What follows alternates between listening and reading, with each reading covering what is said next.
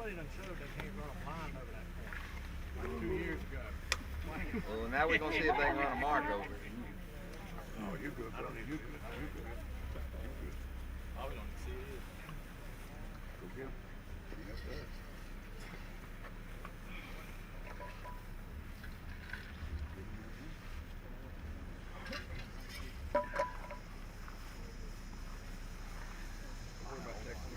All right, guys.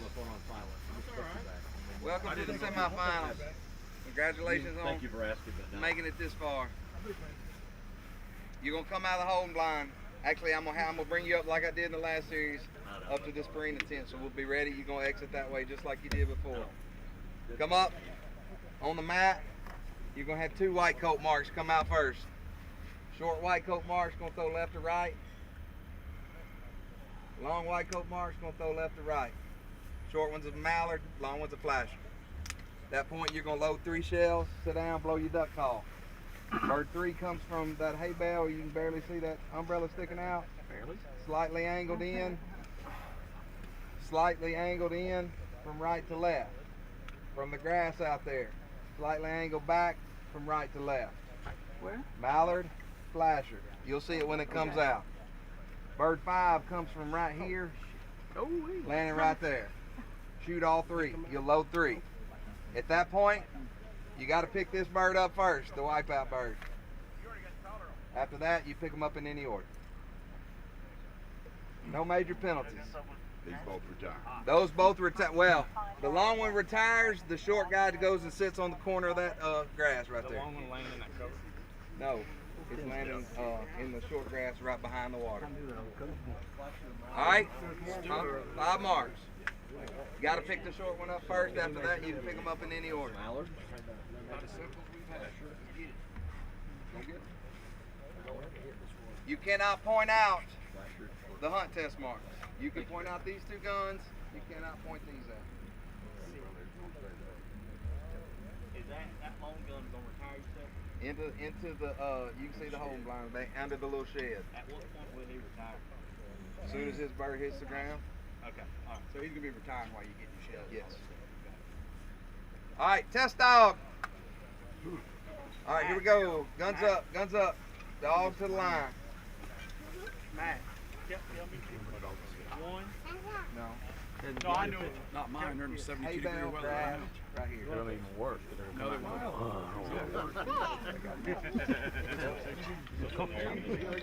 You go sit there.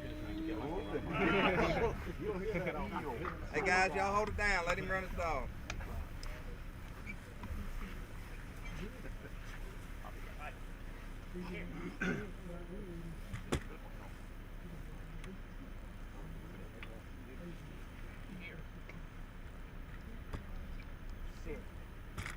Bird 1. Bird 1. No bird. Go pick it up. Start this with duck call. That's what I'm saying. Start this with a duck call. Yes. Yes. Don't look like you really. All right, here we go. Guns up, dog to the line. Sit down. Make sure he's left it. Bird 1.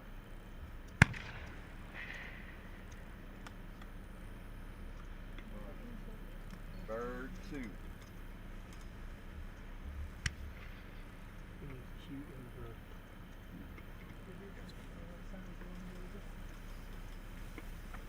Retire. Retire. Y'all go ahead and go sit down right now. Now he gets excited. All you had to hear the shells rattle a little bit. Go ahead and go sit down right now. Sit right now. Here come them wood ducks.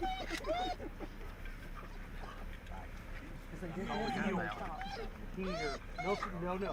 Here. Sit down. Heel. No, here. Sit. Here. Sit. No, here. Sit down. Sit. Here. Bird 3. Bird 3. Bird 3. Umbrella man. Sit. Bird 3. Here. Sit. Throw your bird. Sit. Here. Bird 4. Here. Sit. Good. Heel. You really like this one. Sit. Not sure if we're live here yet, everybody. We're working on their running test dog. Well, All right, cool. Cool. All right, well, you're going to see something here. I'm working on an overhead diagram. hey guys, we gotta be serious out there. Interesting. So they've got essentially a two kind of a, almost I would call it a big down the shore. Now, mind you now, the double blind was here. So there are 5, 7 retrieves off of the same location. Now, okay, what you're seeing here is the hunt test side. The right side of the pond is hunt test style. The left side of the pond are field trail style. They've got kind of a big monster, I would call it two down the shore kind of look. You'll see once we get the diagram. And then they swing around to the right and they throw 2 birds from right to left out of the hay bales, and then they throw a wipeout one, oh, it's not 10 paces in front of you.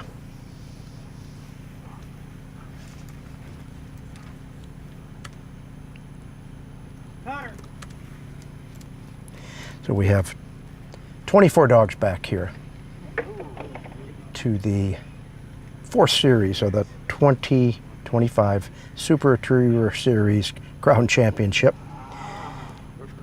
And again, this is brought to you by Purina Pro Plan. So we're hustling here to get this set up in. I've got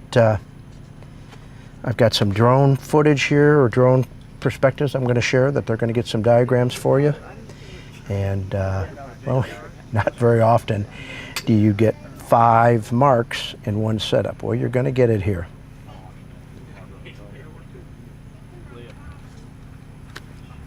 Pretty sure I'll be rejoined by Mr. Leo Joseph.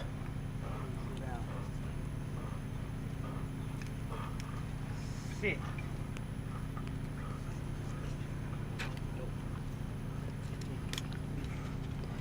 Handler sending for the shorter of the two. This is actually the first bird thrown of the setup that he's going. I'm sure that's what he's sending for. What he gets might be different. I'm not quite sure here. The gunner that threw this bird has moved back to the cover edge line, but at this point, he's not really retired. He's just moved his location.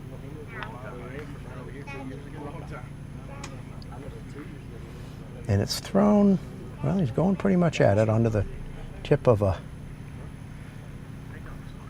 point where the grass is kind of, you see him, he's bearing down on it now. And you can see the holding blind right over the top of the dog's head for the long bird. Well, he came out, he's ran through that bird. Looks like he's going to get the long one. Never broke stride. And goes right out and jumps on the longer of the 2 marks.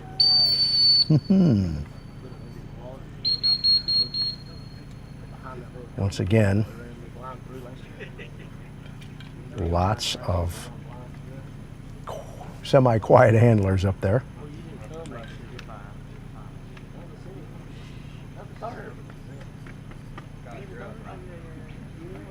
And the only reason I'm a little quiet here is that we watch this. Now he's got to poke him back in there.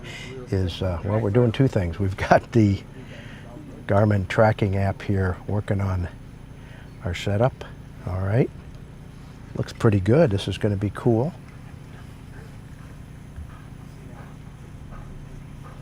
It's going to be super cool. Sit.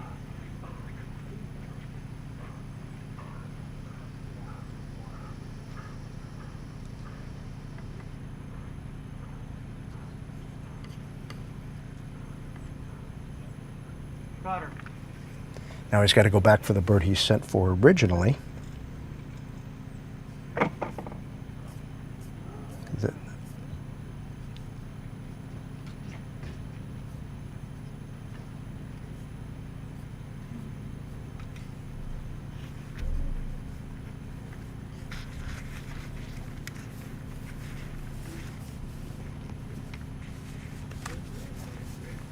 All right.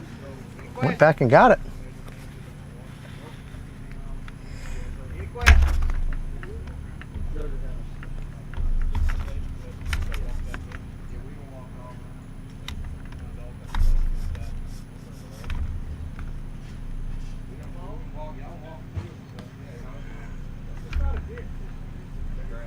All right, good luck, guys. Line them up. Seriously, we need to hurry. Huh? No. One test on. Everybody walk out to where your first one is. Yeah, where your first one will land.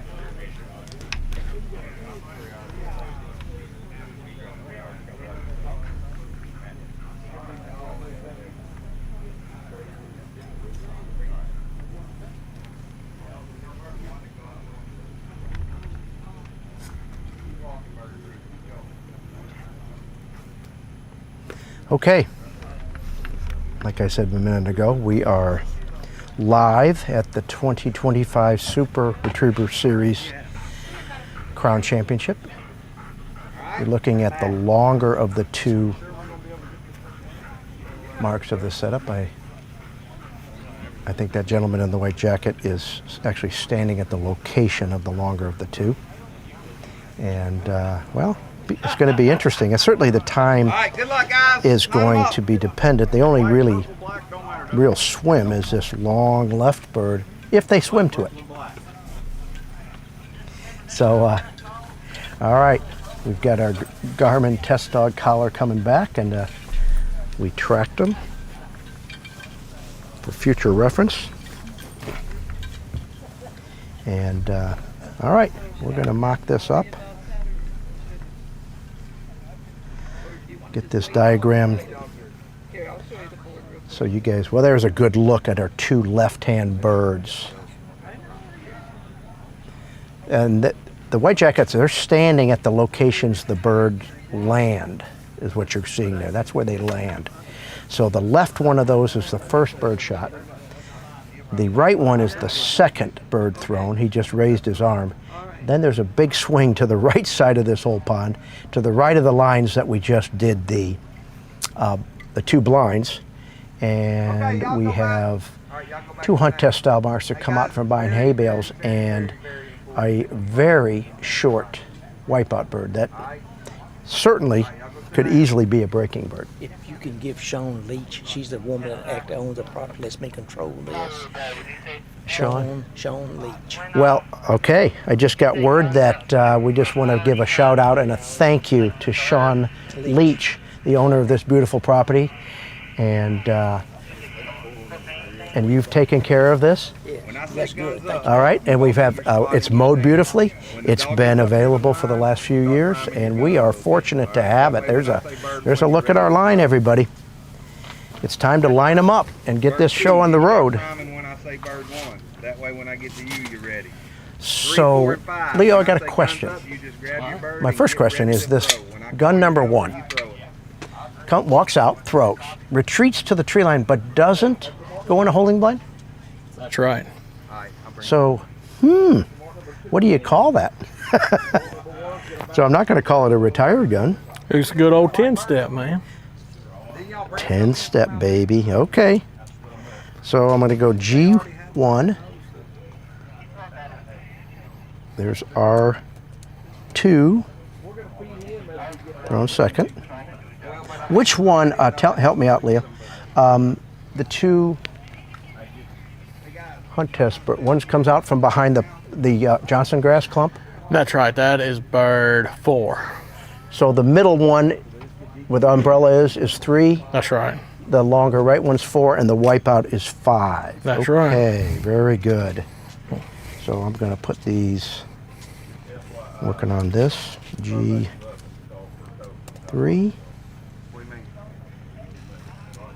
What's your thoughts here, buddy? There are a lot of moving parts. Yeah. I think that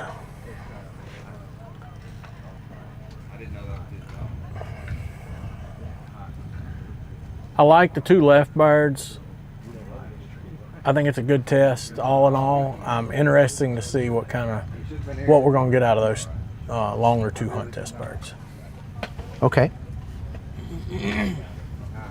They're kind of stacked in there tight to each other. And Okay. I think the dogs are going to see them, but I hope they're going to get enough out of them. You've got that ditch you've got to cross. It's going to give them some issues. Just kind of curious to see what they're going to get there. But they're definitely burning up a lot of memory before they come back and get the retired bird. I'm also curious to see what order people are going to pick these up in. Well, that's right. This dog went for the bird that you would expect, the shorter of the two, I guess, two down the shore, so to speak. That's really what it is, isn't it? That's right. And ran under the arc and went deep and went over and got the long one, and then came back and got the short one. Well, that's exactly right. But even, I think naturally we look at it and we're like, all right, we're going to clean up the two hunt test marks. Oh, so would you consider going to the two left birds and then coming back and finishing with the right two? No, but I would consider getting that shorter left-hand bird out of the way at some point before we got to the end. And I, like I said, I hadn't seen this play out. If I didn't have multiple dogs, I definitely wouldn't try. If I had a crew of them, I probably would. Okay. I think He's I've a got visible. He's the only visible gun left in the field. Even though he's not in the right spot, he's the only visible gun left in the field. I'll tell you what, this is definitely the game of anything goes. If you can think of it, you're going to try All it. right, guns up, guys. Guns up. So I tell you, we have our first dog. they're retiring that gun. I think this is interesting. They're retiring the long gun before the hunt test marks come out. I would have been tempted to leave him out. So dogs that wanted to look at a white coat had plenty to look at while the hunt test marks were coming. So do you think him retiring and the movement, because it's a second bird shot, is going to make it more difficult to swing over here? No, I don't. You don't. Okay. And they make noise. They quack. So they're going to draw attention. So it's far left-hand bird second, second far left-hand bird third, middle hunt test bird fourth, right hunt test bird third. Excuse me, that's third. That's fourth. The wipeout's number 5. We could. I mean, it's not out of the realm of possibility we get a break here. And we had I think this young man on the short stations struggled a little bit to get his throws where he wants them. So how would you pick it up, Pat? You cleaning up all the hunt test marks and going for the white coat marks? I tell you that. Okay, so doing these twos as a pair. In other words, the two down the shore, you do the shorter and then longer. That's more the conventional. I think to make the longer bird easier, going for it immediately after the short bird makes sense. But getting that short bird out of there as soon as possible because of the movement also makes sense. That's kind of where. Now, there's a nice throw. No, wait, stand there. Bird 2. All right. Yeah, they've got some. Again, they're trying to. They're hustling here, and it's a complicated deal for these guys. Okay, so the handler then sits down. As soon as the handler sits down in the chair, y'all. Okay, it's the whole deal. You load your gun. You're going to shoot at these birds.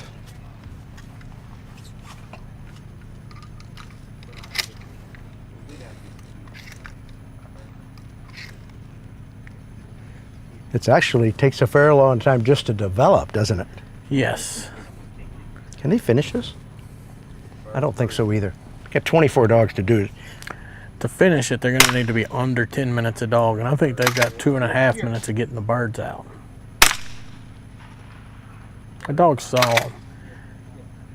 Scott's a very experienced HRC handler and does a really good job. He's a good shot too. He got all those on one shot. Very good. Did you see his dog come in? It's wanting to go get this bird to stand out. Did you pick up on that? I'm sorry, what did you say? His dog was wanting to come over and pick up the standout. Oh. You think he wanted it first? He wanted it next. Next. He wanted his Oh, I second see what you're bird. saying. When he rolled back in from the first bird, he was trying to look left.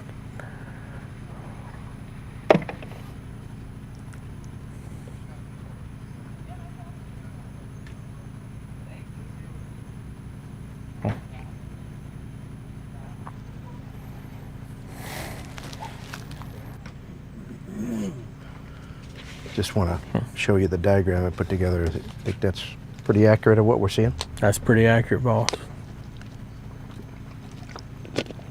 See, you thought I was up here just screwing around, but I've been working. I was accusing you of that. Leo, it's great having you. If you thought the heckling has just started, wait till Ray shows up. Oh boy, I've hunted with him before. Ray is in the, his bird is in the air, and he's going to come in. And one thing we will know, you'll know when he shows up on campus. We'll have to be, Leo, we're going to have to tag team on him. No doubt. Ray Vogt from Purina Pro Plan, longtime friend of mine and great dog man. Great dog man.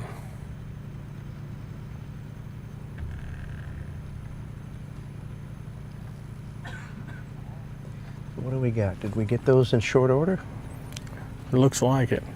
Had a little bit of hunt.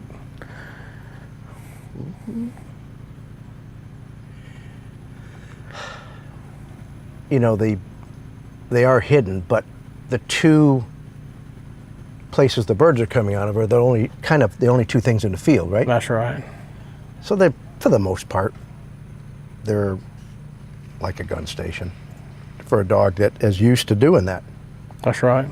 So, but it doesn't mean that. No, I think this is the bird that is probably the most kind of unorthodox, maybe.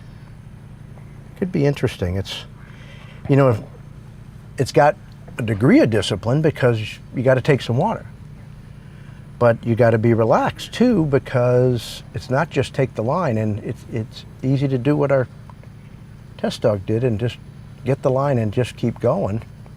He went over and just got the long one smoothly. And he sent without a hand, and you know, I see that.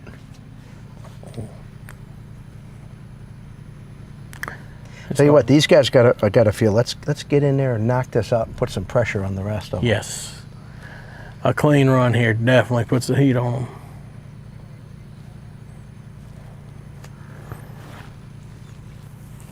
them.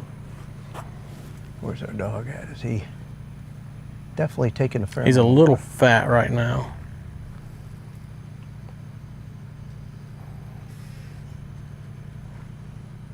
Oh yeah. Well, he's thinking about acting leaning like left. he needs to stay in the water. Look at him right there. Well, it's funny because I look at one angle there, he's kind of bending in. From the angle under the tent, it feels like he's angling into the shore where the bird is, and he definitely is. Well, he knows where this bird is. That was a really nice job on that bird. He goes, "Hey, dude." He takes a look over at the thrower here that you actually can't see in that picture. He's got one more bird to go. Depending on the degree of how much they swim on this next one is going to kind of dictate the time on this test. So in the SRS, they never honor. Never honor. Because this should be a kind of a tough honor with this short bird. Yes, it would.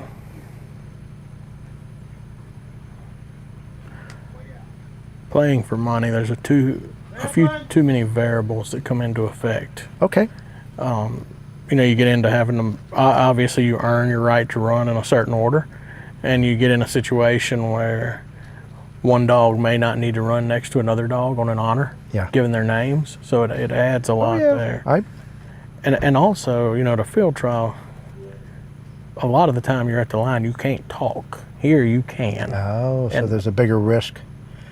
But talking is one thing, interfering with the running dog is another, right? Or interfering with the honor dog. How about that one? Oh, yeah. Well, lots to think about. Well, I'll tell you what. he's on his way to a good job here.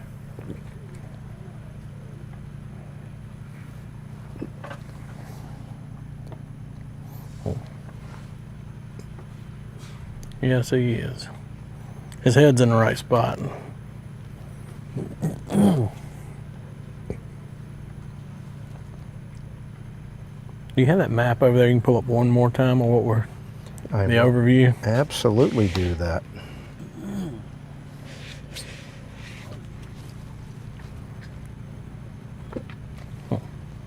So I'm trying to, now what I didn't do is take a perspective from the ground level, but he definitely comes out a little bit early on this long one. Drives up. Now the test dog kind of rolled right into that bird. He's kind of breaking that way, and he's going to do kind of the same thing, isn't he? Yep. Okay. All right. There's not a lot of place for them to really get lost unless they hang up behind that gun. Or go, all right. I suppose they could, but there's probably not as, these dogs are dialed into their, after doing that second series, I don't see him going back to this shorter bird on the left. I think probably the biggest thing is they break out early and just set up camp hunting on the left side up in that far corner would be a possibility.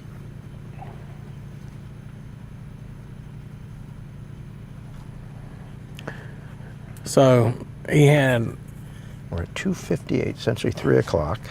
2 above average marks, 1 really good mark. Obviously the really short bird was a really good mark, and then a respectable job on the long bird. How, you good with that? Yeah. I mean, he went behind, but he didn't spend much time there. That's right. You know, he didn't make multiple passes. He kind of just made a big circle. All right, guns up, And he guns never up. really hunted. He was No, kind of he really didn't. strolling. Yeah, exactly. He definitely didn't. I mean, he didn't drop his nose and make passes back there that would have dinged him.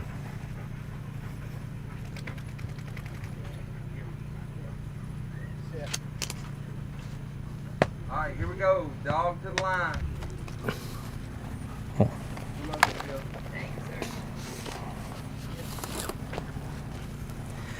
Well, he's in the clubhouse there. I got to get back to my. All right, we got Hilda coming to the line now. Hilda and Looks like Caitlin. Hilda's got 2 in. Yeah, she takes that big deep breath. Good for you, Hilda. Just enjoy be in the moment and enjoy it. Bird 1. Caitlin had both cruciates repaired not that long ago, and was kind of in comeback year last year, and then did a nice job of doing that. I worked with her this last winter, and by the end of the winter, she was looking as good as I've ever seen her.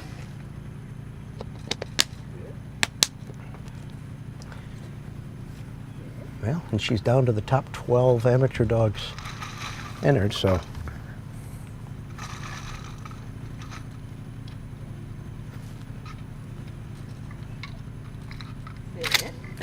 So your day school, how many days a week do y'all meet? Monday through Friday for the most part. It's a 5-day week. You have a setup for them, bird boys every day? Yep. Yeah, I've got 3. Our Retriever Day School I've got 3 top end. We shoot 2 flyers a week. We are in the same rotation on all the Boston, Thomasville grounds as everybody else. So we're very fortunate to have access to some incredible properties. Not bad. And that's a beautiful area. I think, I don't know that Caitlin saw bird 3. Yeah, you're right.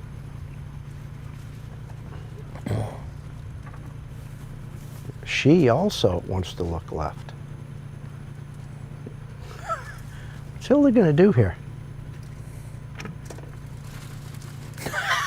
Hilda doesn't know what Hilda's going to do trying yet. to decide. She's waiting for you to speak up behind her at day school and say, Hilda, get the right bird. I got to be like the third base coach. You got to do like. That's exactly.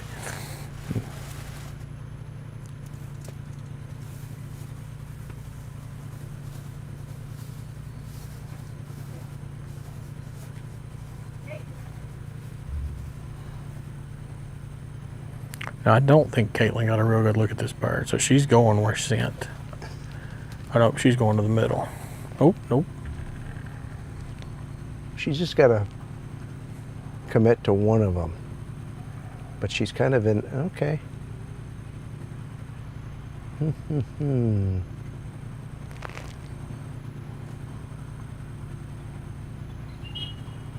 She got the right one.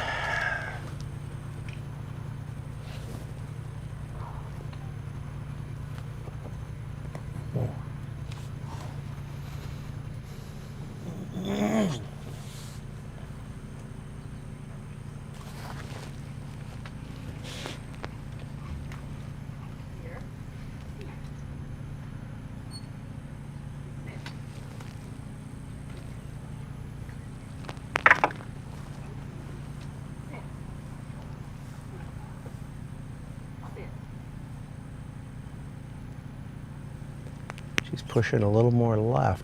Just don't push too far left, Hilda. You got those white buildings in the background, and she starts thinking big picture. She might just keep going. They were squaring right out of this water earlier. Hilda's checking her wind. But it'd be easy for this dog to smell that bird but think she's already gotten that bird, especially if she didn't get a look at it. And this dog has got a real, okay.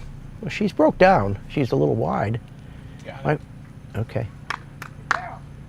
Okay.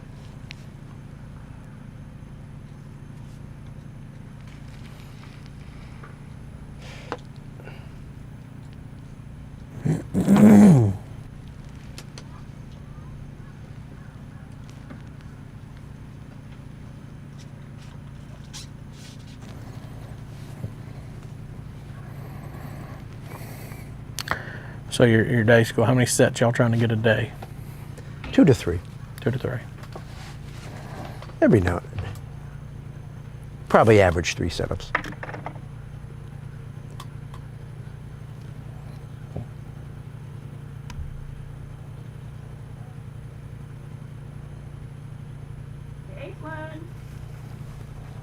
Yeah, you want to send it, you don't want to go too soft here and just give them, because you essentially almost ran her on the water on these 2 right-hand birds, so you think, oh, we don't have to get in the water, but she got in. You sweat them too much. Go to the end.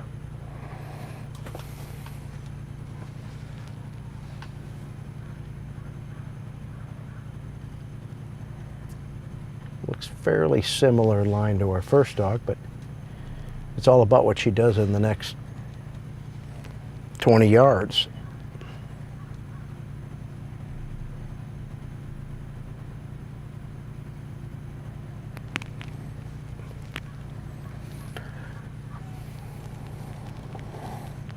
She's got the feeling she's going to swim by this point.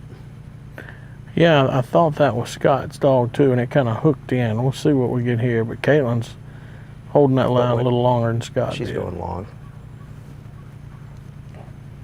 Which,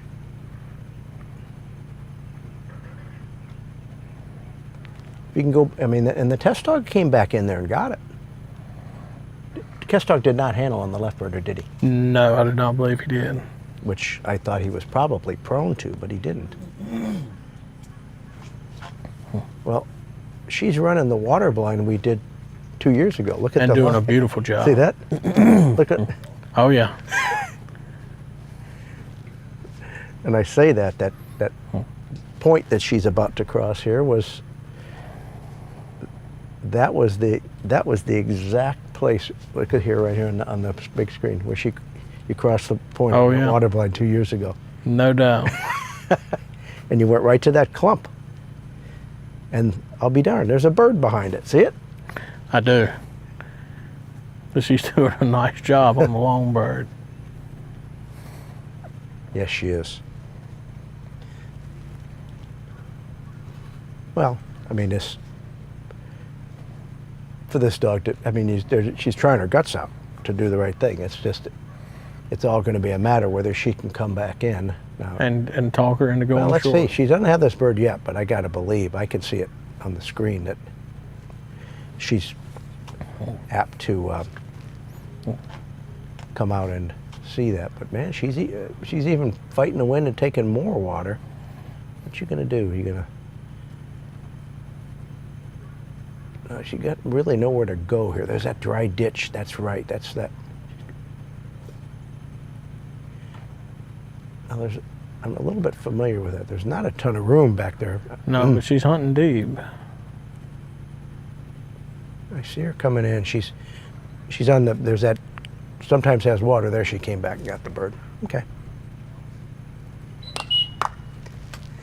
So there's the old theory. That dog stays in the water, goes to the end, has a hunt on the right side of the bird. The other dog gets out of the water early, goes left of the bird.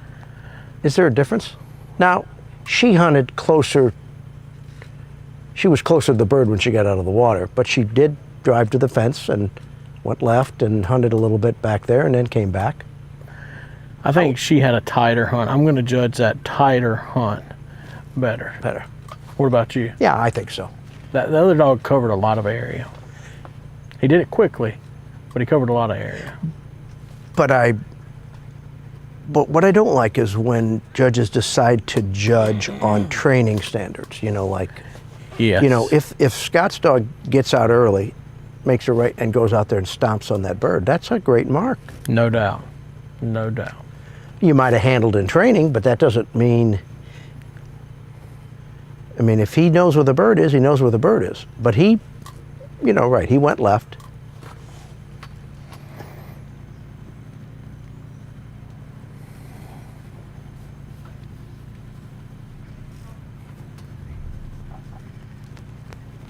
Trying to get ahead of the game here for Shannon to get these I got my Garmin diagram coming up here. Well, watermarks allow you to do that a little bit.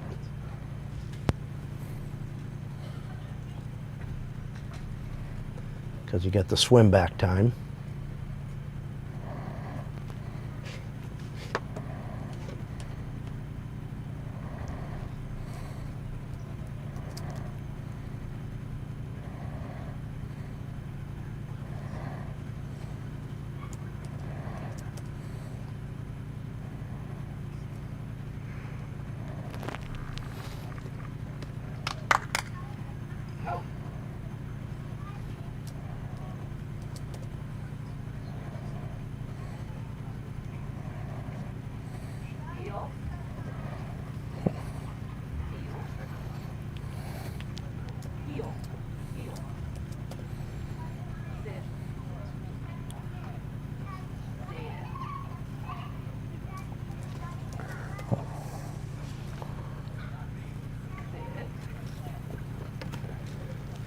Well, she's got a white coat to look at.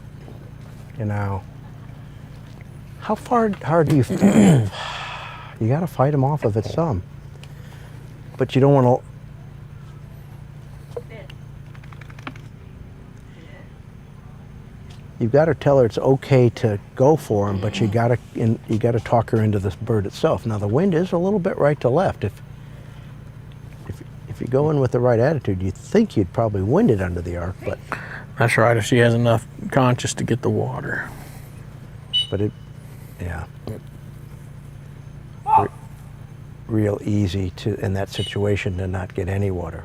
That's right. Or do you go for the bird hard, and even if you line by it, you put a quick whistle on it? Because if you sweet talk them and they just run around the water, this certainly, she handled a long way away from the bird. And every one of these whistles that she has to handle to the fall area is what?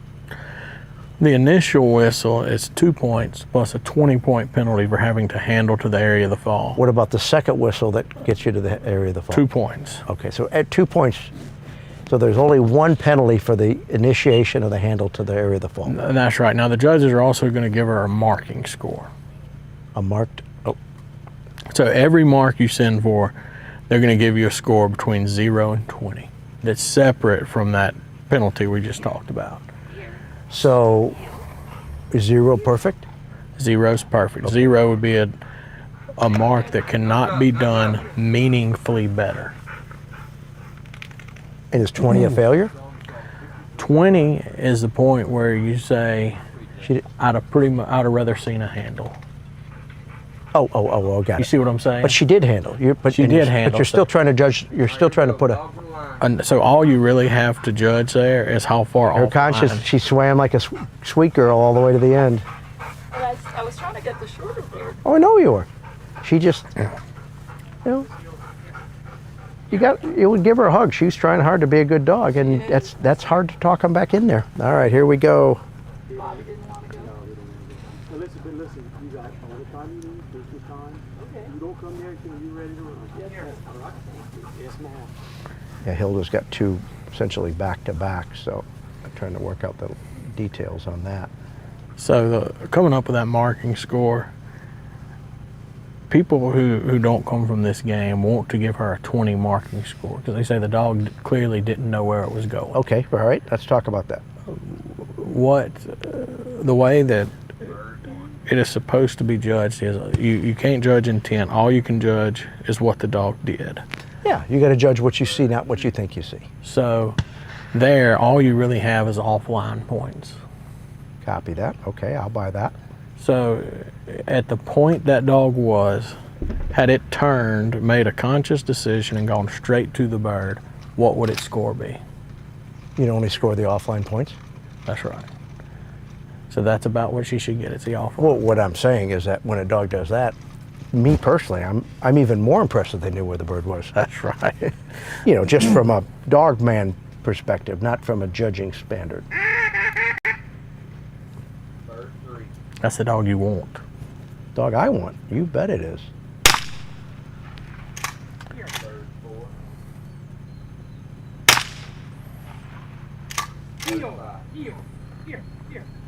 Bird 5.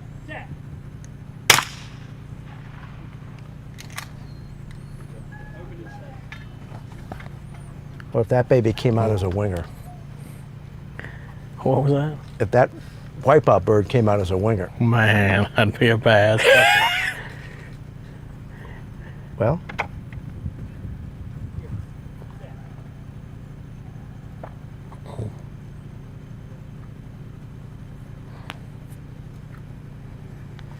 okay. There's our Garmin set up right there. So can that Garmin give you the distance the dog ran on each bird?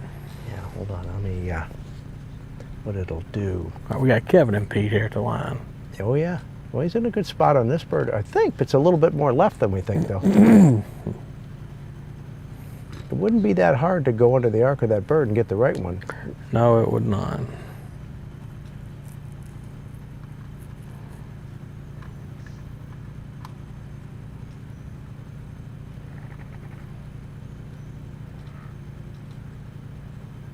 Oh, he's getting over there close. Well, he's definitely established a hunt on the left on G3. I think he got it, didn't he? He's near it now. All right. Did he get far enough right, in your opinion, to ever be in the other fall area?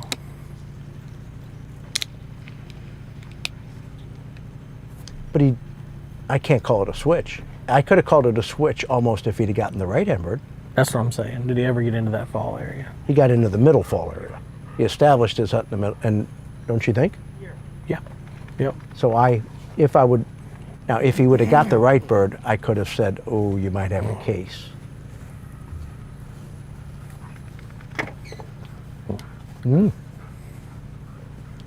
for a minute I thought he was going to swing over and do that. I did too.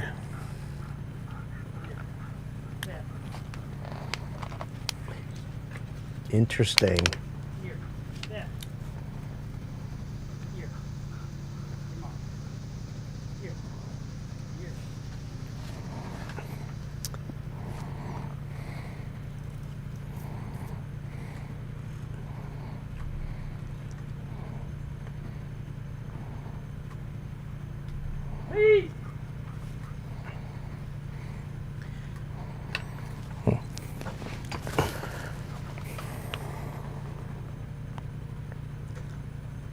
He's in a good spot. Yeah, it is.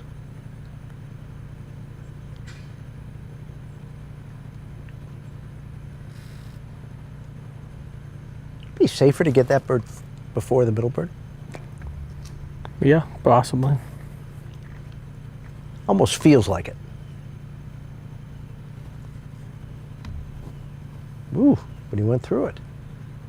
You see where he is? Yes, he is deep. He's deep. He ain't coming back, I don't think, without a handle. Do you think? I agree. So if you were judging this mark, at what point would you get to a 20 for your marking score? I'd have to watch, but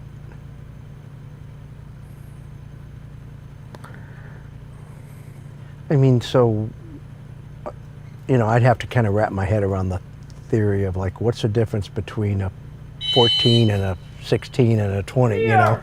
Is it yardage? I mean, you know, they're all, obviously this dog lined through there.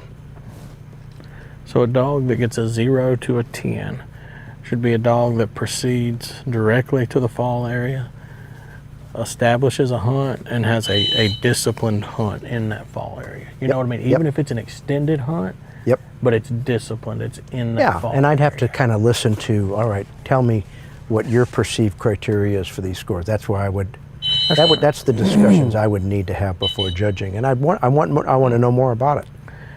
So a 10 to a 20 is a dog that maybe he made the fall area and wandered out of it a bit and came back. There he goes, he got it. Or maybe a really poor line and set up a hunt and then worked it out, but not to the extent to where you think a handle would have been preferable.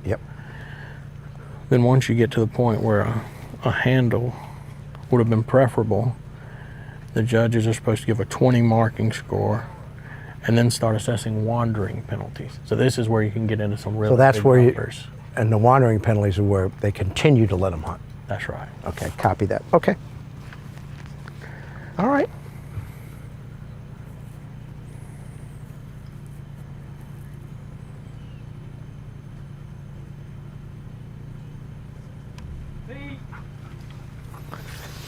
All right, this bird has been difficult.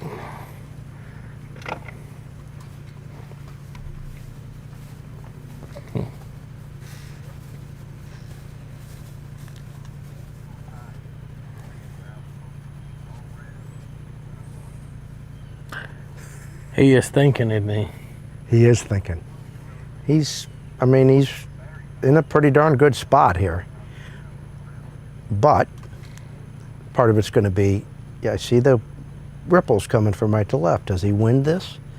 And if they go up and establish a hunt by the gun over there, how easy is it to recover? It's a long way from the bird. We're not going to have to come up with that because he knows it's on the edge of the water and he's going to hunt it. And he's going to see it here in a second, isn't he? Well, he knows it's there. I want to say yes, but there you go. Very nice job. He's just, he can't get that right-hand bird off his mind, which I don't blame him. But go up there and crush this guy, and this thing is not going to be quite as bad. There's a lot of birds, a lot of places to put points on this thing. Yes. You get 5 different retrieves. You're bound to get some points somewhere. Yeah. And when we're only talking about 8, 10, 15 point differences in these dogs, anything can happen.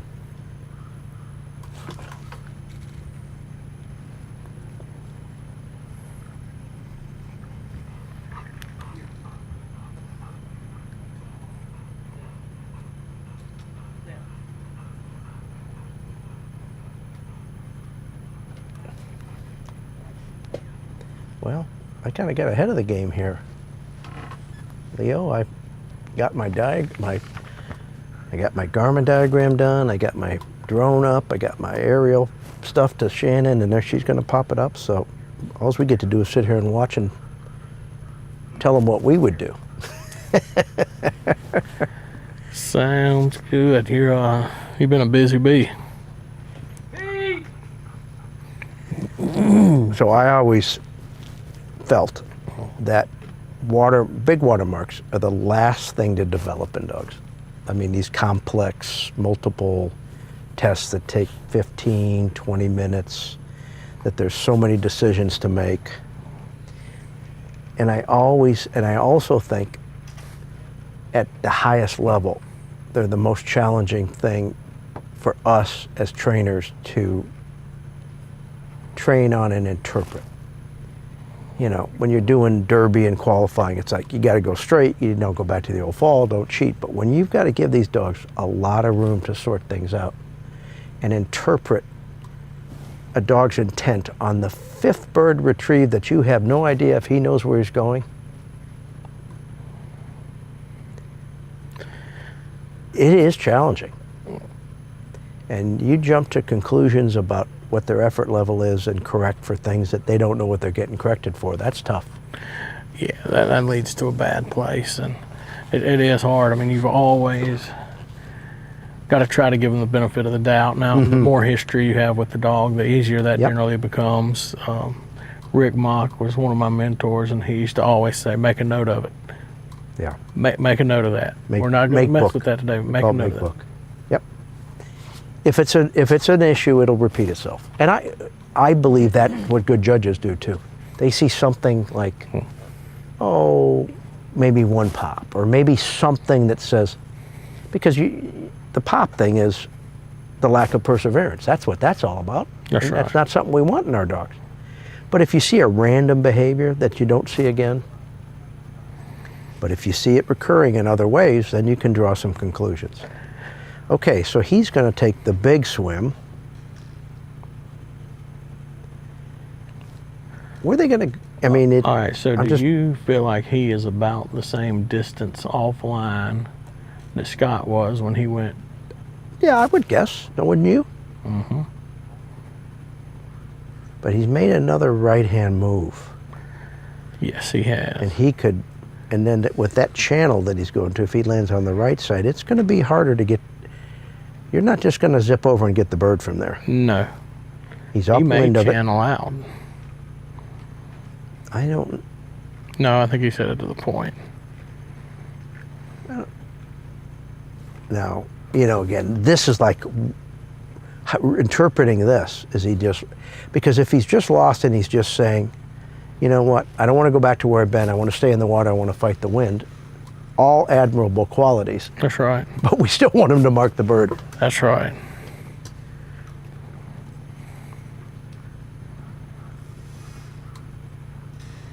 So look at that. There's an orange snake or something over there. What is that that? A guide wire? A guy wire? Yeah. Now, he's not targeting that now. No, but I'm worried. It may draw some attention. Now, he may look up and say, there's that channel. That's one of the channels you went through on last year's water blind, I think, isn't it? And, okay, so there he goes. On the left side of the channel. He's still a long way away from that bird, and he's working right and not left. Well, there's your pole that we talked about. He says, well, I'll just do a check, just in case.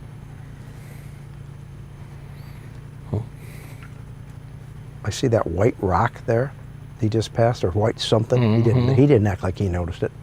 Well, he's definitely going towards the mark now. There's that dry, little pond bed there, and that should be the bird there. Well, so the jobs we've seen on that bird, what we've seen, 3 dogs. We've seen Hilda, Scott. Which one do I? Which bird do you like the best? Not that one. I think that's the 3rd. Probably Hilda, Scott, and then this one. I agree. But I think Hilda and Scott are closer together. What about the test on? There you go. There's our diagram. All right. That's a great perspective there. They're shot in that order. Now note that number 1 goes over and sits across the road in that little cover line, so that's certainly something. Number 2 goes at and hides in a holding blind. And then you sit down, you load your gun. Number 3 goes off. Number 4, kind of a equidistant hip pocket almost, and then number 5 is your wipeout. Handlers have picked up, for the most part, 5, 3, 4, and then try to go 1, 2. Is that That's a probably the most submerged? conventional. Is that a submerged island out there? Where are you talking, right? You see the shape right in the middle. I think that's just a bunch of algae right down It the is middle. in an interesting shape, though. It is. Yeah, why is it sitting? Maybe it's shallower water. I don't know. If they dug this with a drag line, it might be shallower where they couldn't reach out there. I don't know. But that beautiful piece of water. Beautiful. You can get a lot of work done here. And I mean, again, there's no substitute for big water. I mean, you know, you put some technical things in, and then you have to cast off into that lake. Ooh. Well, you saw it last year. Yeah, Do you we have did. some big water to train on? I do. I do. That's why I thought you did, because I watched your dog come off that last point last year and how you managed it, and it was as good as textbook as you could be. I have some really good tech water, and I've got some really good big water. And I live close to Ron Anderson, and he's got both as well. So I say close, an hour and 20 minutes. But if you've got good water, a lot becomes close. Yes. Yeah, you got to. That's the effort you got to put through.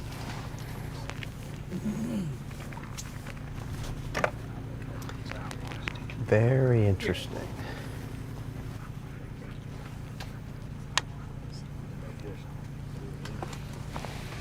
All right, who do we got coming? Oh, Hilda's right back up. Well, she's going to be in the clubhouse all done here pretty soon.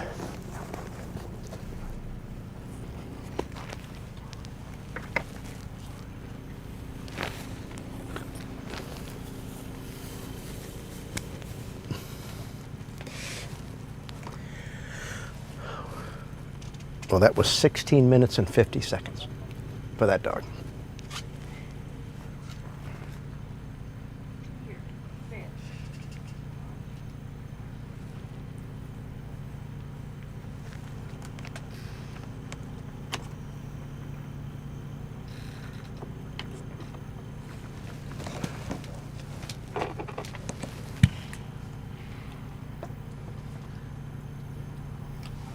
You know, I feel like a lot of times you don't want to go do big water because you get less reps in a day when you do big water, but there is no replacement for it.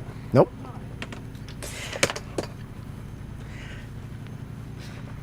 We're going to have a great conversation here because we're going to have an opportunity, and I've had this discussion with Jim Van Egan, and I think to myself, I've had some dogs that were really good in big water. Probably the best. I had a dog named Espree's Power Play. You see him in some pedigrees. And he was the most naturally good big water dog. I mean, it was, and he did it because he did it. It wasn't out of super discipline. Cherokee Rose was she was good at a lot of things, but that was one of them too. But I often wonder the dogs that aren't very good. You come out here, you do that, you're excited, you go to that big piece of water. Here we go, Hilda. And you do the big water, and the dogs cave in, they get in trouble. Well, that was a real tiny little line drive throw on the right.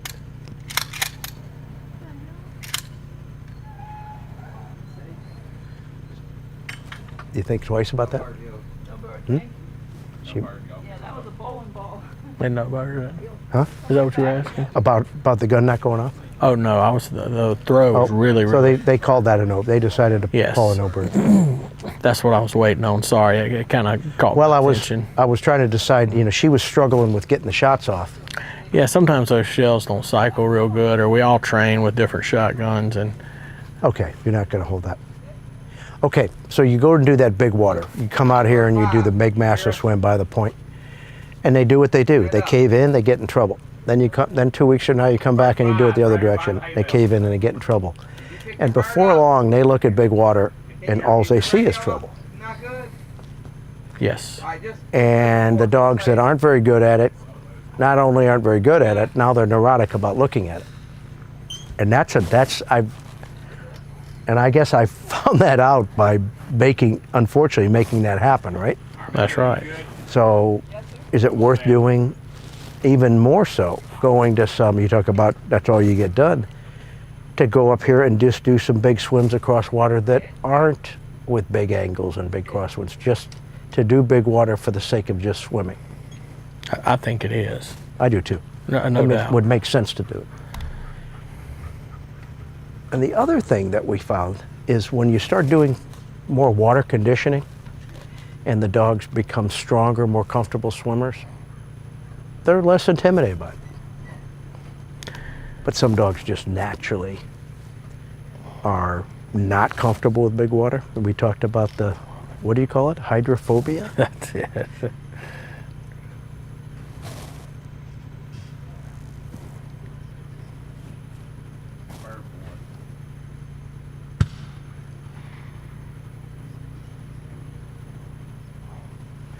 Well, he's making, those are good throws there. It's certainly, I think, harder when it's all the way to the tip of the point.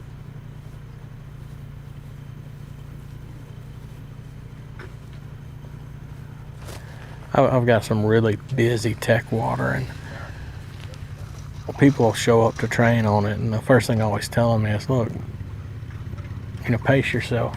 Come out here today, let them have some success.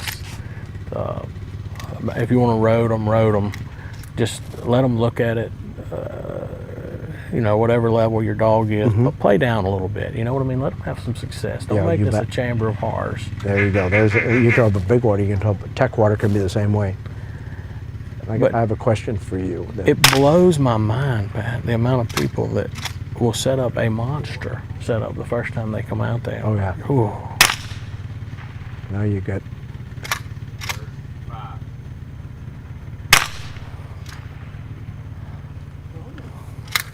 So who, did you build the property or did you buy it? I bought it. From? Rick Mock.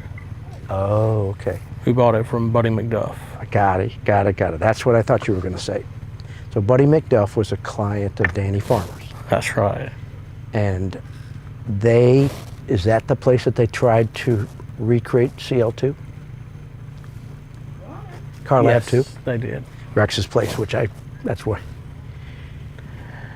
And it is an absolute maze. I've got a overhead of CL2, and it, again, a lot of great dogs were trained there, but I remember going back to pre-national there. And remember, I said it a minute ago. I said watermarks are the last to develop in the dogs, and they're the last to develop in dog trainers.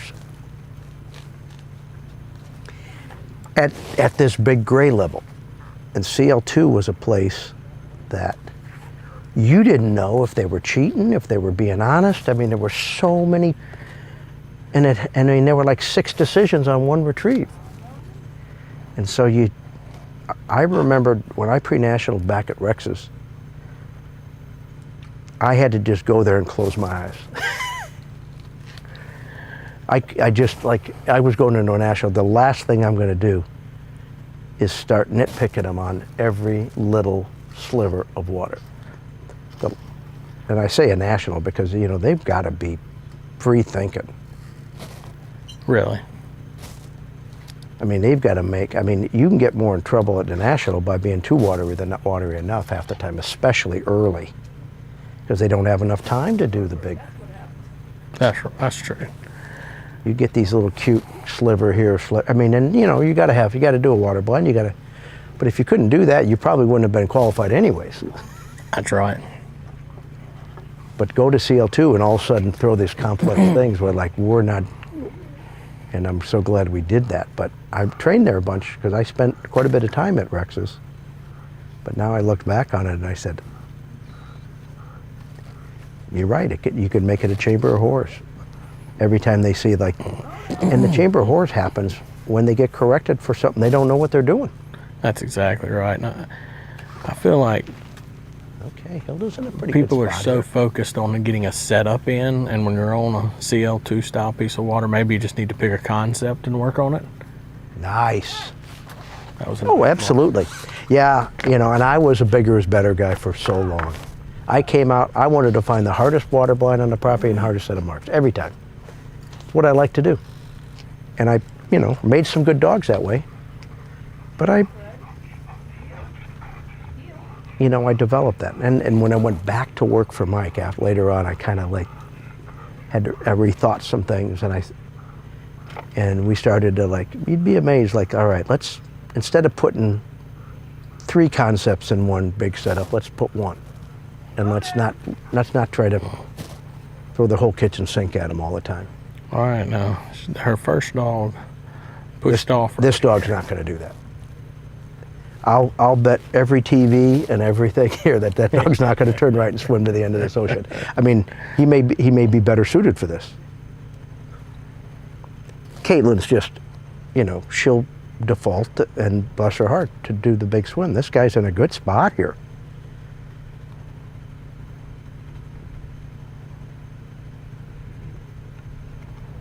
Now come on, crack your tail, get a little whiff. I feel it over my... This guy's in a, I just watch him. He's in a pretty good place. He is. I watch how he's hunting. He's pretty free thinking. She got him, you know, she got him through those water blinds. I thought he could be a real jerk if he wanted to be there. She's got some good. All right, Hilda, go to work here. All right, this will be the challenging bird. You bet. For this dog with what you have described.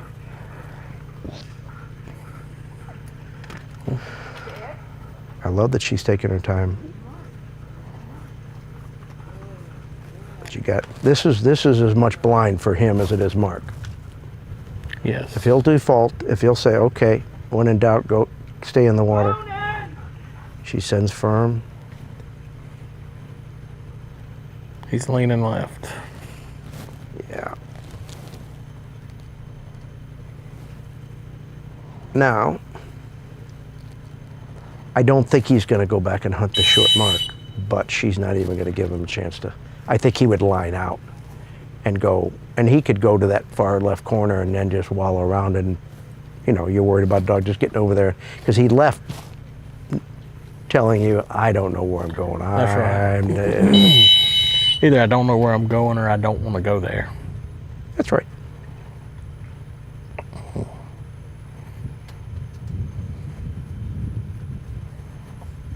Do we have any scores yet? I have not seen them, but we're gonna take a look, see, aren't we?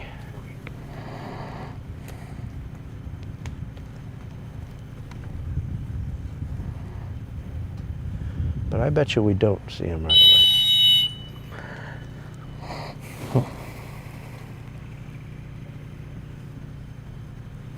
Now, when we don't see them right away, have they not settled in on what they are?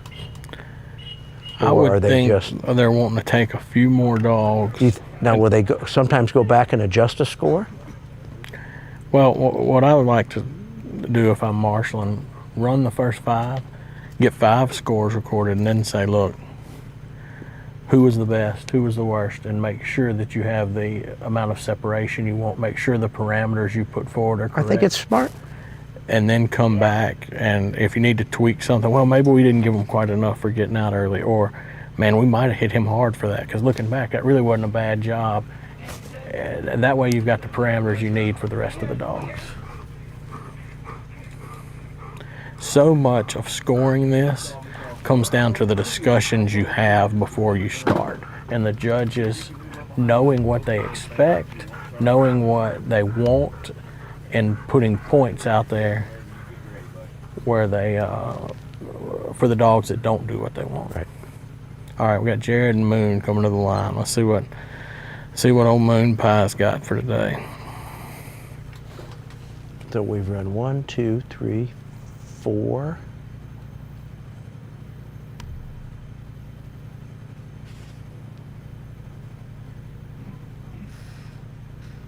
Was that our 4th dog? This must be number 5. This is our 5th dog. I mean, it just feels like this is a 15-minute test. 4 dogs an hour. That's 24 dogs, 6 hours of test.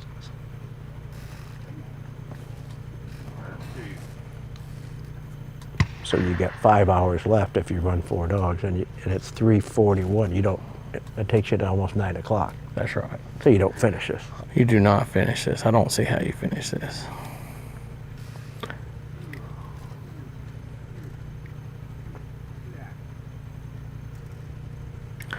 You see where Jared's got her positioned on these 2 birds.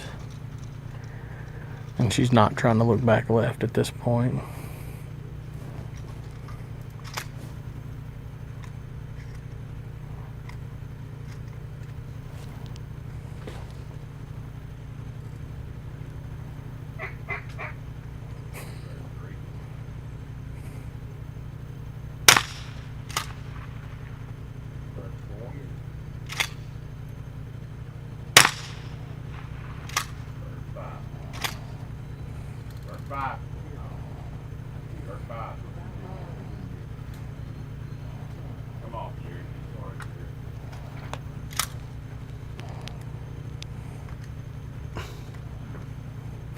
Looks like we have a no bird here. Bird 5 was not up and ready.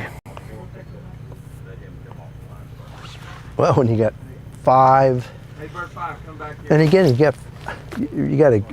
you can't be mad at these kids. 2 days ago, they never even knew this existed. They did And you're not. trying to get 5 in sequence. He's blacker. What do you like to drink? 4's picked up, 1's picked up, 2's picked up. And it's easy to get frustrated here, but you can't. That's exactly right. You start getting frustrated at these kids and they're doing their best. All you're going to do is make them more worried, more nervous, and you're going to get more problems. It's all of us should understand. If you put pressure on them when they don't understand what they're doing wrong, you're not going to get the result you want. Right. And it's like a dog. You're right.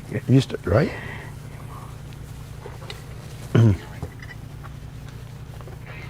Did he not have any birds? He must not have. Well, that's not, I mean, it's his fault. I mean, he should say it, but he doesn't know enough to say it. And honestly, he's behind that hay bale. He can't tell when there's a dog at the line or not. He probably can't see when they pick up the last bird and doesn't know that's the last bird. Of course he doesn't. And if he hollers from behind that hay bale when a dog's running, I'm out of birds, they're not going to be real happy with that either. Yeah. I hear him talking about scoreboard, but I haven't seen anything yet. But we haven't run 5 dogs yet. Is that the standard? They can release them before then if they want to, but 5 is usually a good number. Gives you a good mix. I mean, you've seen what we've seen in the 5 dogs here. You got a pretty good idea. Now they're going to see some things they hadn't seen in the first 5, but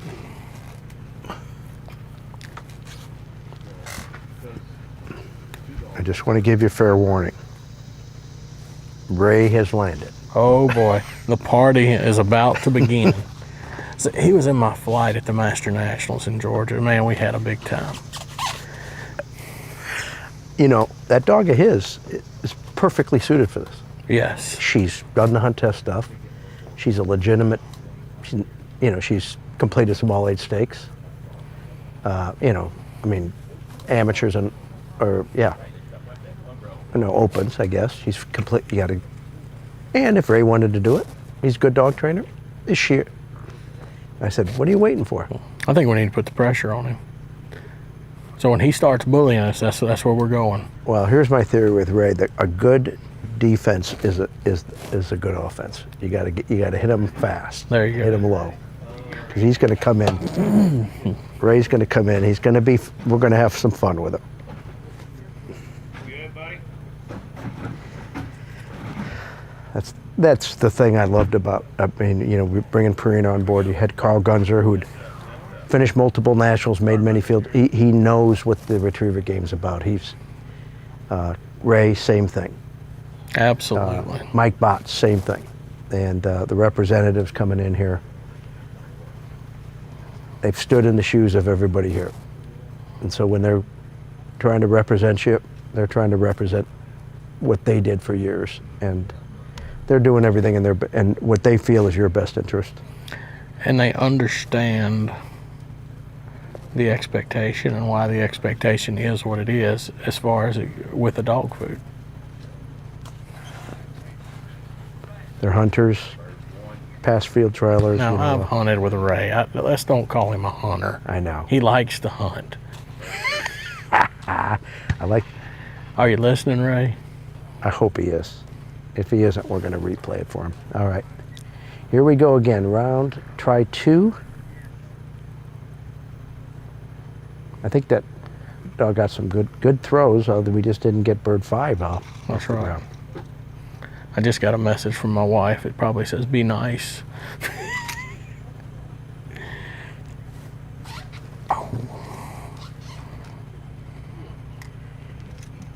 We can have fun here. And I promise you we will.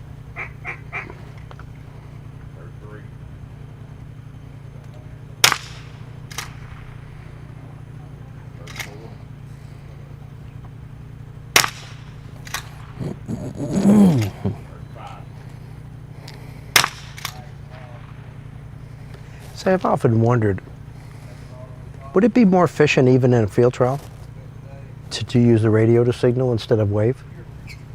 Probably. But you got to have a marshal that's on the ball. Yes.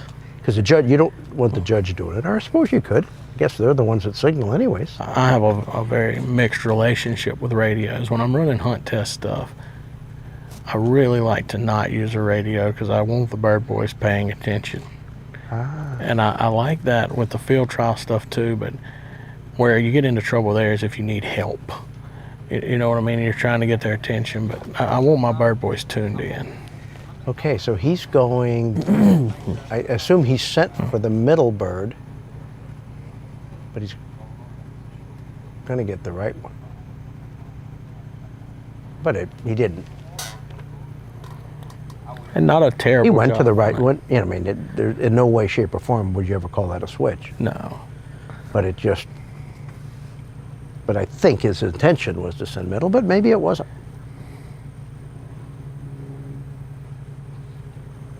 I did not watch the send from the TV screen. So we've got a pretty darn good vantage point from where we're sitting. We're probably 35 yards from the line. That's right. So we have to be a little careful if we don't want to interfere. But She really wants to go left. see,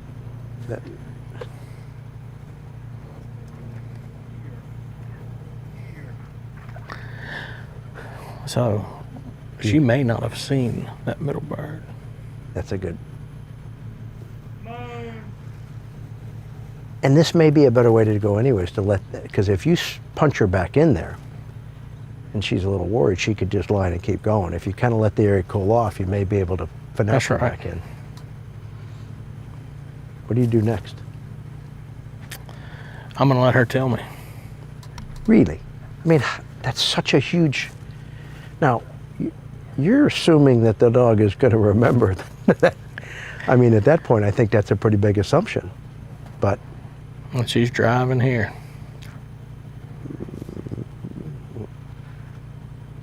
That hay bale's going to draw us attention. Yes.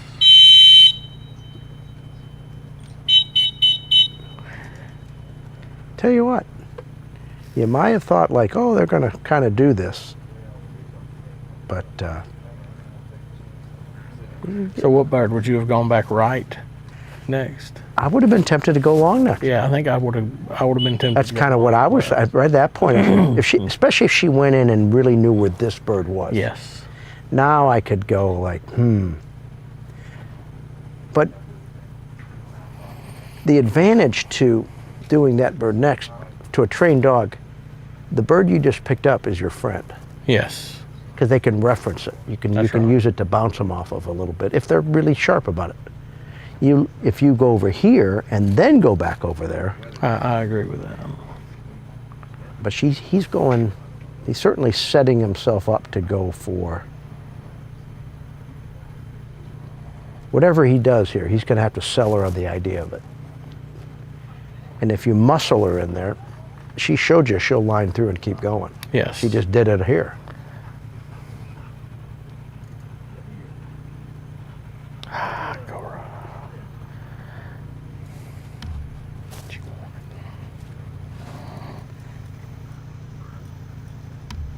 you got to treat this a real finesse bird here. You got to give her permission to. I think this is more of giving her permission than telling her what to do. That's exactly right. Now,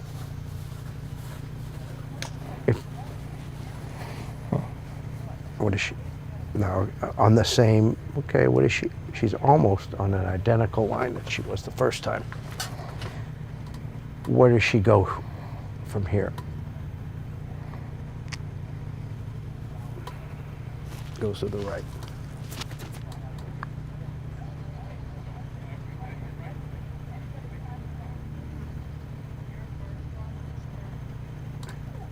Got the makings of a meltdown here, unfortunately, because he's handled on this. He's probably,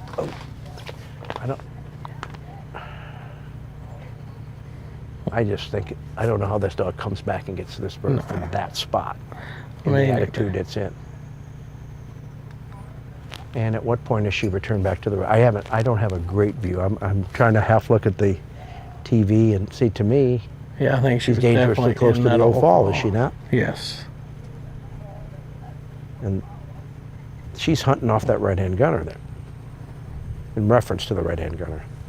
So, yeah. Yeah, this is.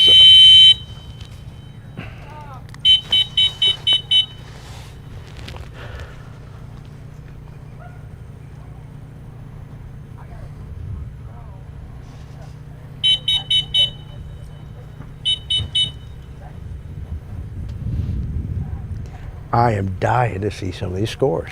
Yes, me too. I'm dying to see them and then have you here and help you explain them to me. We're going to learn a lot about what their expectations are and what they're wanting to see. I'll tell you what we're going to learn a lot about is the first Scott, Hilda, and Kevin. Those three, the first three dogs are going to be the most telling to me, mainly because of the interpretation of that long mark. That's right. And, well, but Hilda handles on the short. Yes. The short with one and the long Yeah. with one. Right, exactly. Scott got them clean, but had Scott got him loop without a left. handle, We're so gonna, you're right. So the scores are going to be, and Kevin handled on one of, which one over here? The right hand. His dog got really deep.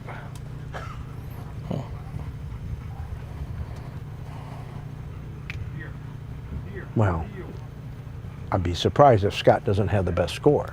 He should, I would think. But we'll find out what they're thinking. Well, just because he didn't hit.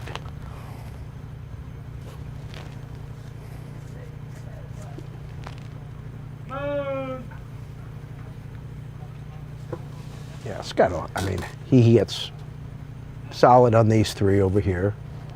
Pretty much stomps the short left one. That's right. And then comes out early and makes a big loop and goes to that one. I mean, that's, the other ones were in a situation where their handles were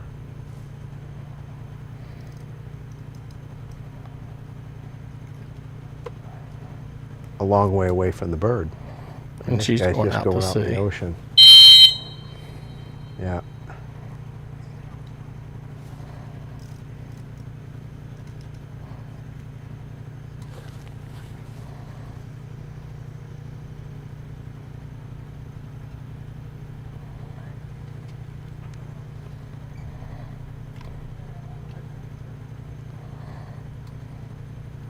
You hate it for him. Oh, yeah.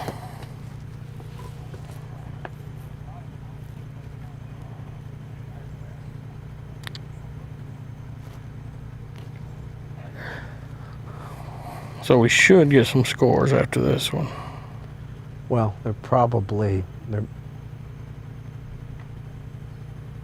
can see a lot of conversation going on up there right now, which I'm sure some of it is about this dog and some of it's about a little bit of That's everything. right.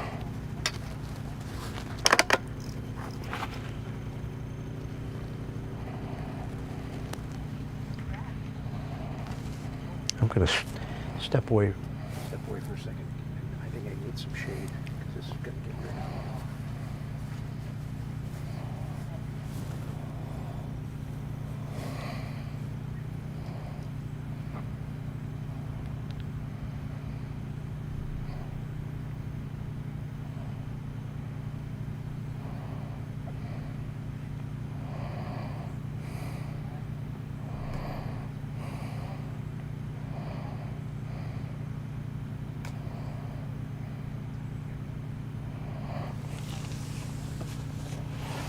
All right, looks like he's getting her back online. She can get on the point.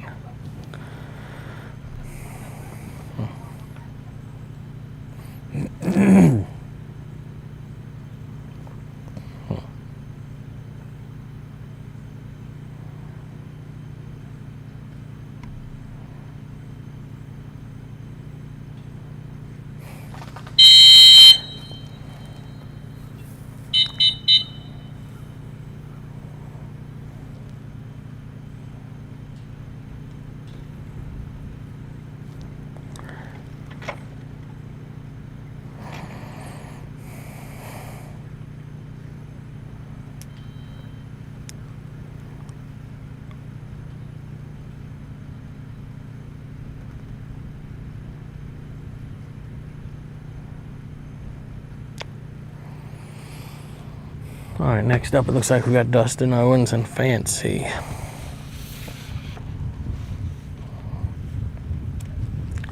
Dustin had a nice go on the water blinds this morning, and Fancy was a willing participant, so maybe she'll be willing to swim for him again.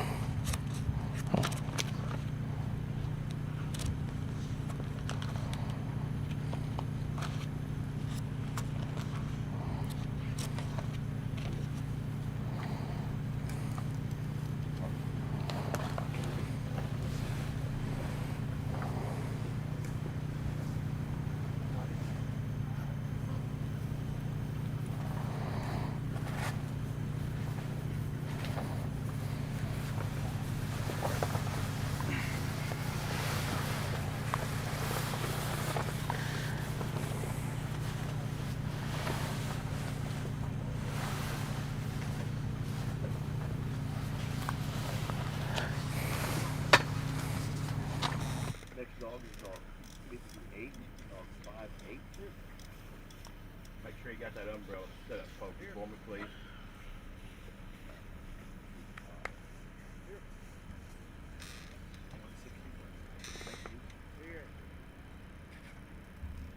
Here.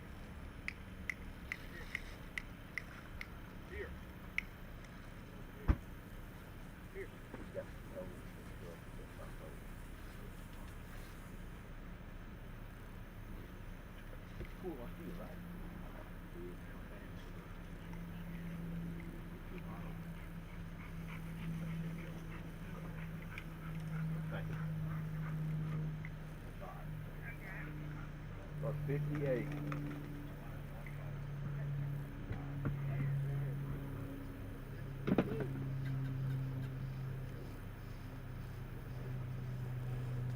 Hey, here we are. I went and got some shade here. The sun's starting to beat down on us, and now we're cooking. We're not cooking, I guess.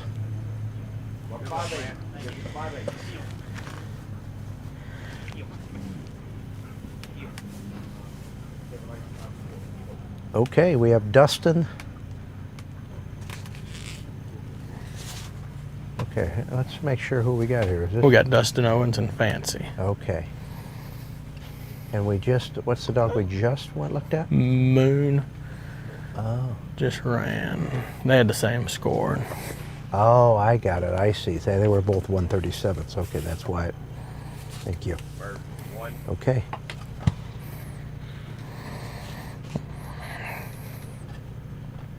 This is our 6th dog, correct? That's right. So we should be getting scores soon.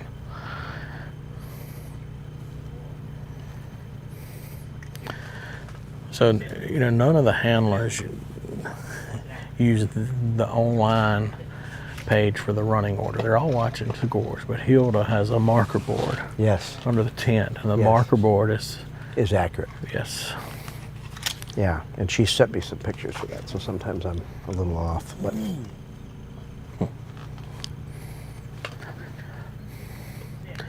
And I don't know if you know this, but don't touch Hilda's marker board. they're laughing there. I had 5 of those this morning.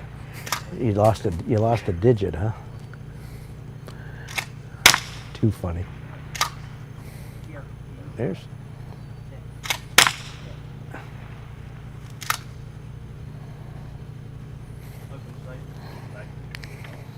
So at no point do you ever get a number to release you on any series? No. And if you run a field trial the weekend before you run one of these, when you send your dog in the first series, you have a empty feeling in your stomach. When you send them too quick? Because you're thinking, did they tell me? Did they give me a number? Bonnie. All right, Fancy cleaned up the little short bird, and now she's kind of splitting the difference on these two. Let's see where she's going to end up. Tell you that, you can get yourself in trouble over there. They're equidistant. So, he's looking left next.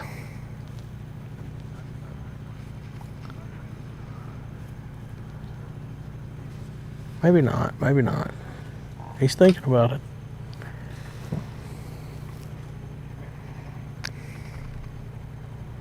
He's like a good quarterback. He doesn't want to look at his receiver. The dog's looking Well, left too. There he goes. Do you think he anticipated the dog wanting that? I don't know.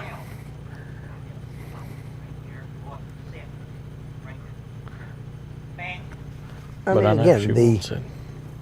it's fresher in her mind. She's not. And it has been a key bird to this point.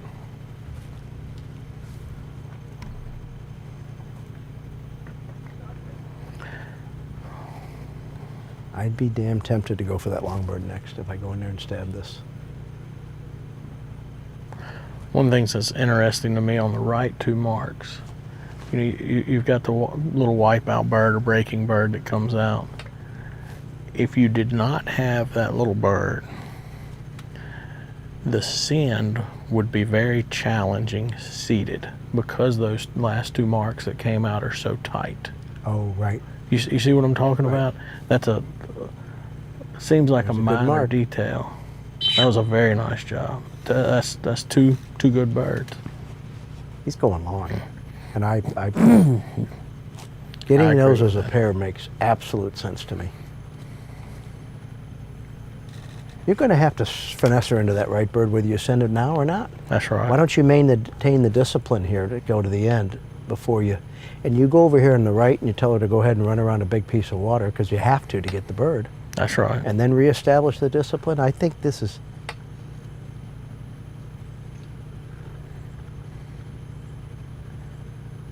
Look at that. He needs a. Yep, the wind's blowing. He brought his own flag with him to the line. That was a cool. All right. You can get well here. Yes. You can do some healing to yourself if you go out here and make a statement. Somebody's going to do it here, Yes, they are. and this might be the one. Sit. Sit down. Sit. Come here. Sit. Sit down. Just walk. Yeah. Here. I find it interesting. I never dumped the bird until I sit. Me neither. I don't like to step away. I mean, every movement I make, I want to communicate something, unless I want to take them off the line. That's right. You're trying to I'm break just thinking that. of my routine, you know. Fancy. I usually grab the bird with my opposite arm and hold it, and then the rhythm, because I say I don't ever want to take my eyes off him. Every breath gives me information. He's in a good spot here. I think he is. Sure looks like so far. No, he's actually.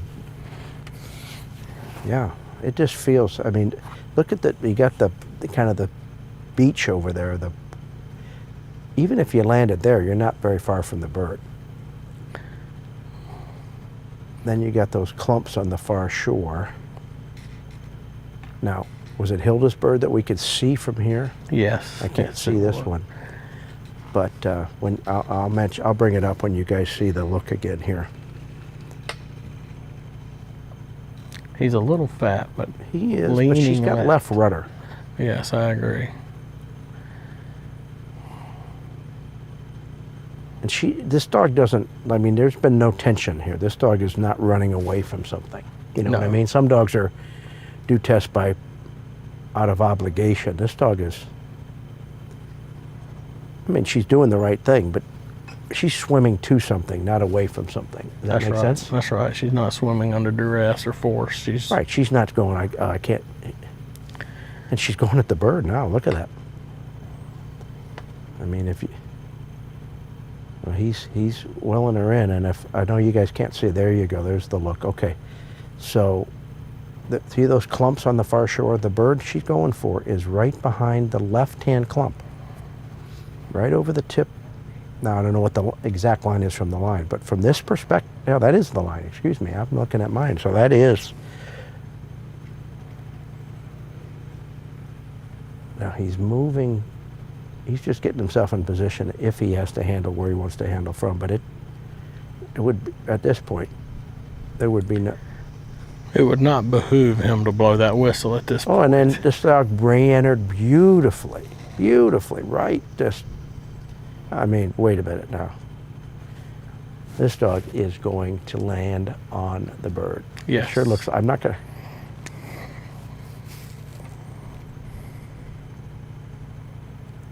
Going to be a little inside of it maybe, now that I see that angle. But certainly the closest to that bird when it gets out of the water. Look over there, baby. Get a little whiff, get a little whiff. There it is, right there. Isn't it? That's it. Wow. Oh, I got another bird again.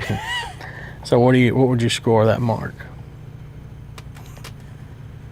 I mean, I suppose it could be 1/100th better, but I can't score it any better than that. That's probably going to be a 1 or a 2 for me. Yeah.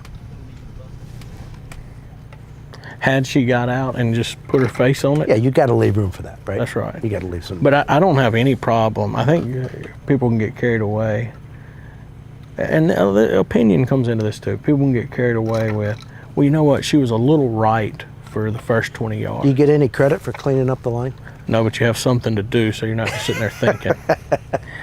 All right, so go ahead. I'm sorry. You're good, but I think people can get carried away with, well, you know, she was 5 foot right of the line. That's where it cannot get meaningfully better.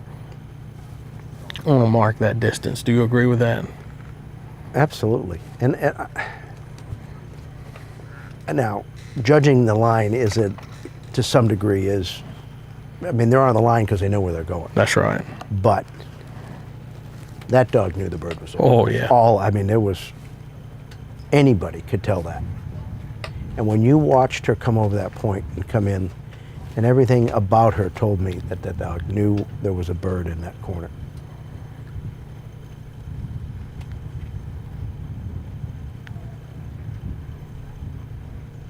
Leo, do you think you could come up there and look for 2 minutes and not have seen this, diagrammed it, and swim out there and and know where that bird is? No, I mean, really. I mean, you'd be using all different kinds of stuff, but we sat here and looked at it and watched them and saw it, looked at diagrams. That's right. But you give yourself 90 seconds to watch 5 birds down and then say, all right, go out and find them. It'd be rough, wouldn't it? Could you do it? I know. All right. So, find the gun, find the bird. Get That's under right. the arc. Get in there with a pretty relaxed attitude. There's 2 things that could go wrong here, I suppose. Most of them have to do with the dog thinking he needs to go along. That's right.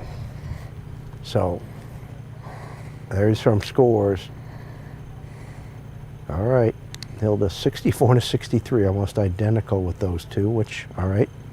Kevin, Jared. So, oh, this is amateur. Yes. Amateur division. That's why we're not seeing Scott. I'm going, where's the first dog? 64, 63, 110, 169. Well, Hilda, there's 226. And Scott was just a little better. 6. So they did hit Scott some for getting out that early. And Hilda was 63? That's right. With a handle. I'll be damned. So they wanted to watch him swim. Okay, so look at that. I mean, that's, you see how he just kind of grabbed the bird to be informal? Right. You know, that if you're just trying to, you're almost going to just relax, almost send like a happy bumper. Within reason. For me, I mean, lots of relax, right?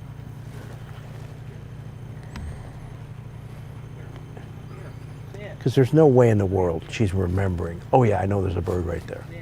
You just got to get her in the right spot, relaxed enough to look. That's exactly right. Smell a person, figure it out. She's wanting to cock her spine. She's wanting to be Well, a if- little left on this bird. Well, because there's water on the left. He's probably either getting too right or too left. Look.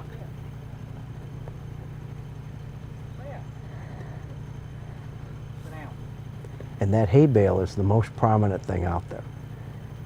Fancy. Yeah, you got two left.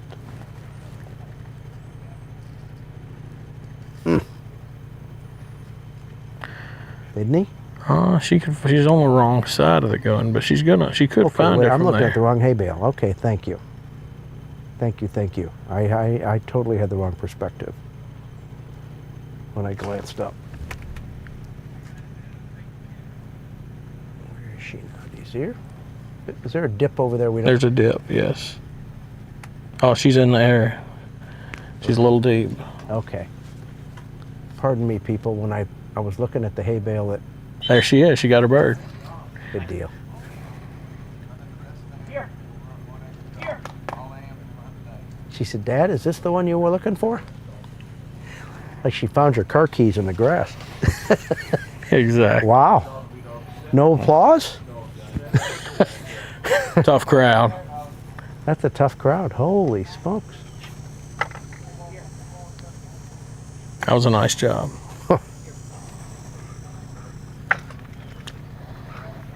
He could sell that one on the open market, I promise you. Well, we got our scores there. Dustin and Fancy. 56. No, that's Scott. That was our low score. Pretty darn good chance that's gonna. Yes, we should know. She had a hunt on the right one. Only bird she really hunted. That's right. Come here. All right, we got Jason, Flaster, and Cash coming to the line. This is another all-am team. He does all of his own work and Yep. runs every venue he can find to run.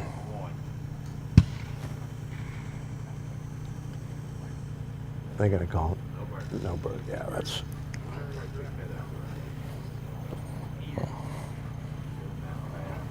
Okay. Copy that. And there we have it. We're going to run all the amateurs today. Okay. Thank you, Rody Best, for that information. We just got word here, and that makes they've done that one. They did that the last 2 years That's right. on the third series, That's right. the water blinds, where they realized we're not going to finish, so they're going to run all of the dogs in the amateur level today. And here's the reason why they would do such a thing, because the amateurs are competing against the amateurs, and so they want to give them as similar conditions as possible. That's right. And then the dogs tomorrow will be all in the same day. So there's your answer. And it's a good answer. That's right. Once again, it's done for the right reasons, to create fairness and a level playing field as much as Heel. possible. Come here, heel. Now sit.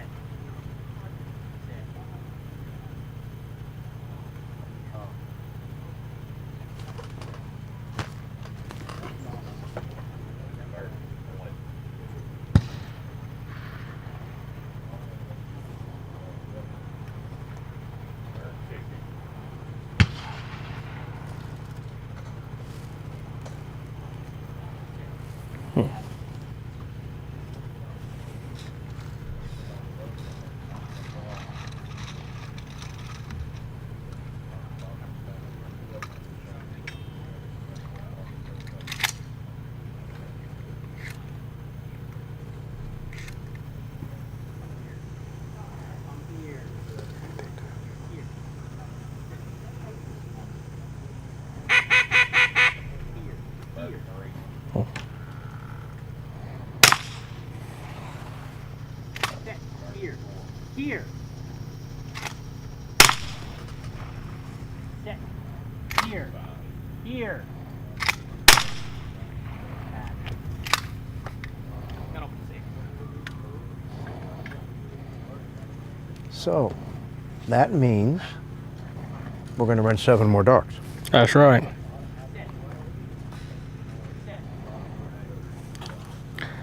And that's really a good call. You don't want to push and have somebody running in the dark at the end. Oh, look at him.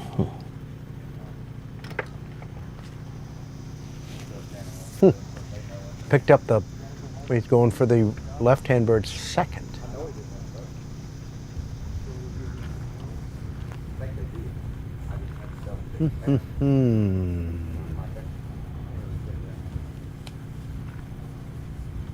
That hay baler is going to draw some attention. Yes, and where that gunner's sitting, he might as well be retired Yes. with the sun the way it is right now. Yep. And I'm betting from that dog's perspective even more so. If he gets up there, he might find He's him. even going to be more hidden in the morning, probably, with the sun over there. That's right. But he came back and got it. I thought he was going to be in trouble. The way that dog was kind of tootling down, I thought it was going to keep going. So, talking about your marking score, I would say that was clearly better than a handle. Oh, no doubt. No doubt. Absolutely. But he probably did leave the area a little bit, so probably The dog, be he wouldn't have come back. 10-ish. He wouldn't have come back if he didn't know there was a bird. That's Or right. have an idea there was a bird. That's right. He just didn't have an idea exactly where the bird was. He also had the no bird on that one that was short. That's right. Now now look at here. Well, he's got him loose. He's got him in the. Heel. Heel. He's going to take his chances on just. Let's go ahead and knock these out, and then let's just. Here. How about okay? Is he going for the right one? Come Thank you. Here. I think So wait a Cash minute now. is. Okay, I got you. So you don't have to, because you don't have to be on the mat for the field trail stuff. Oh, you don't have to be on that. You have to be just around the chair. Sit. Right. Ah. I always thought, like, if you were doing That some of the question stuff, was, you had to be able to touch the pole or something. Like if you're doing 3D archery or something, you had to be able to. Well,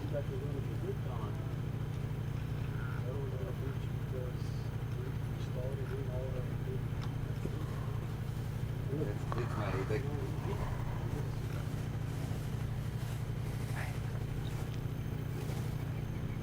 running the amps this thing. so what's it gonna leave?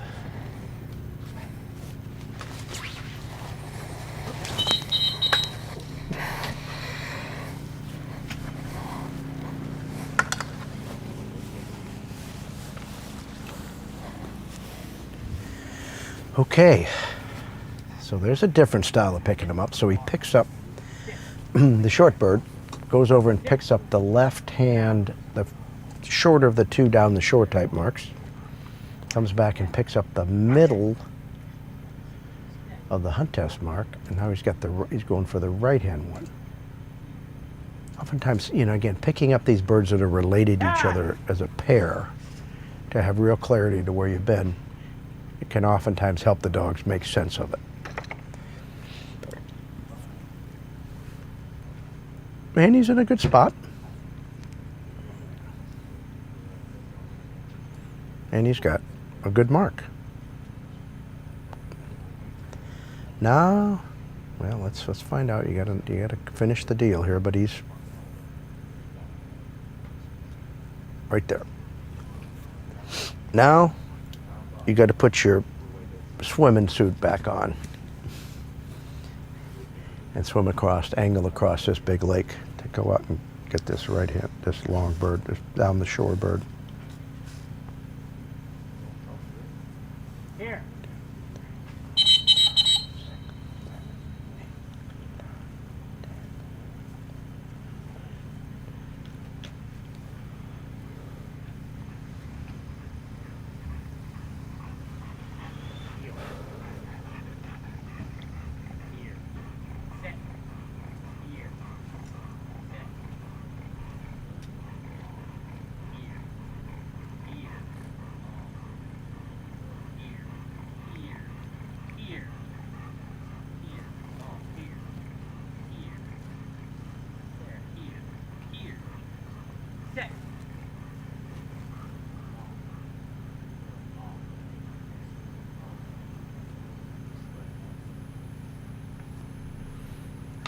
All right.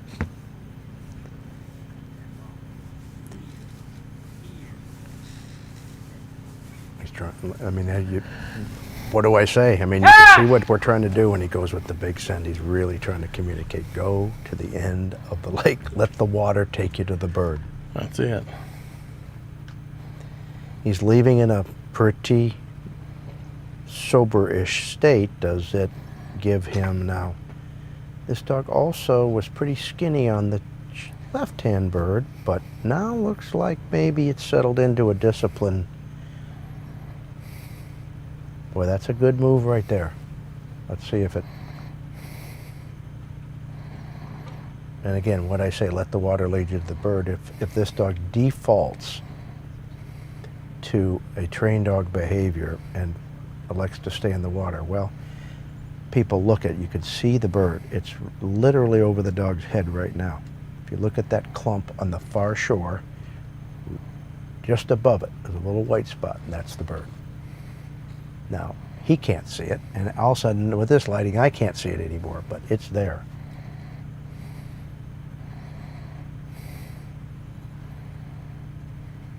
If I had to guess, well, I don't know. I don't know what he's going to do. I know Jason's leaning right. Yes, he is. Just when I thought this dog was going to start to cut in and jump out, he kind of said, I better stay in. Well, there you can see the bird.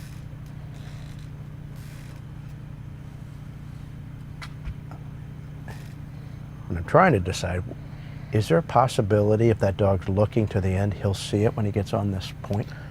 If he's looking there. If he's looking if his for heart it, is he in the will. right place, because he's certainly going absolutely dead at it now. And again, the trained dog thing, over the point, swim to the corner. I mean, that's when in doubt, stay in. And again. Ooh. Now, I don't, there's no way we can comprehend, but I'll tell you, watch his head. If he all of a sudden speeds up. I mean, if he keeps But going I'll right tell you, where at he's this point, going, you don't need to see the bird, because he's gonna.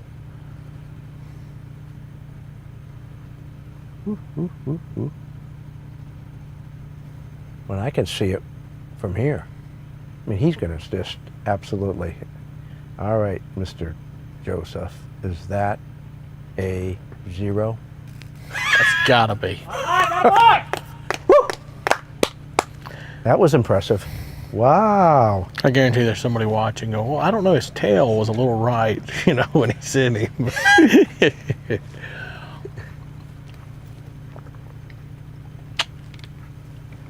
To me, that's where judging an SRS gets difficult.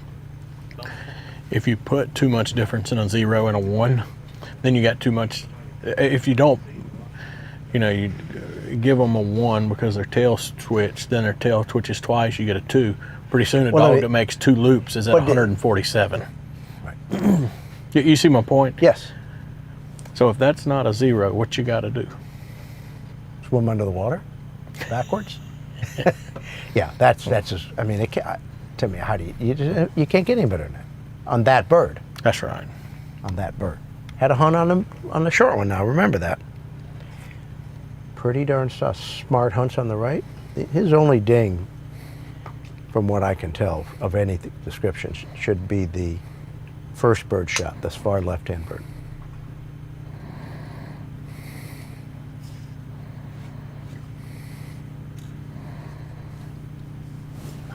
Ray's coming in. I got to explain kind of how to get in here. Should I have him? He should come in Yeah, just pull all the way down. all the way down. Guns up, guns up. Attaboy, buddy.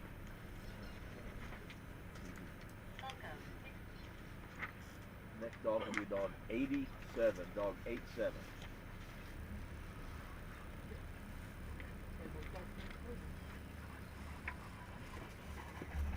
Hey, right here.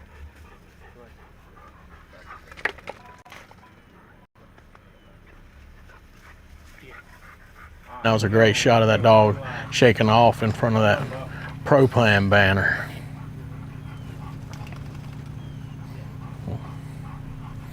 All right, here we go. We got Matthew and Ray coming to the line next. If you took that water on that short left-hand bird, that would have been even better. It would have looked outstanding. That was outstanding, my friend. All right, so now Ray's coming up, pointing the 2 guns out, taking his time.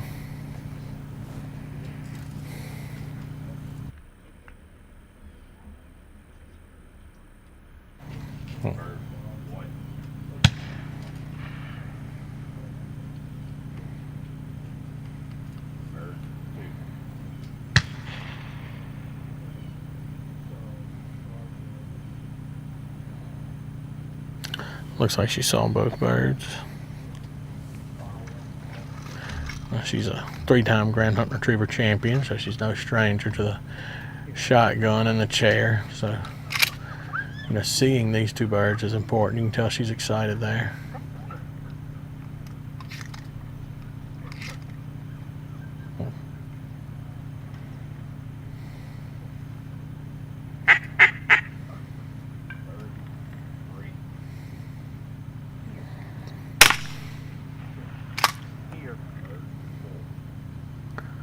See, she moves around the bucket real nicely. Now for the wipeout bird.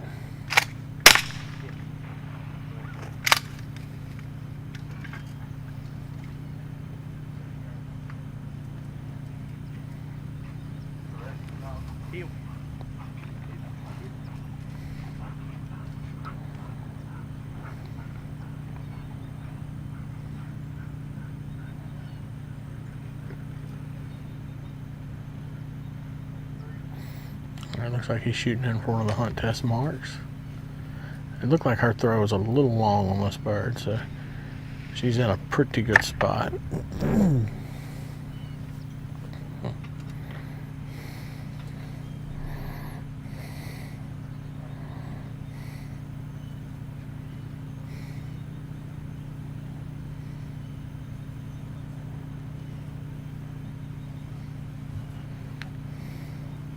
All right, and that's a nice job there. A little bit of a hunt, but man, a really tight hunt. We're talking about a dog going to the area and staying in it, showing a disciplined, trained response. That's exactly what you got there.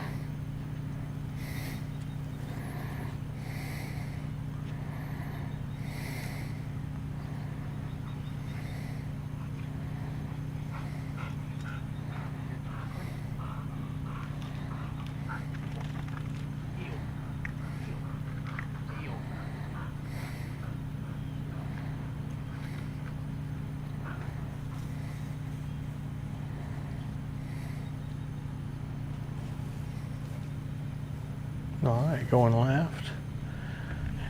She got the water.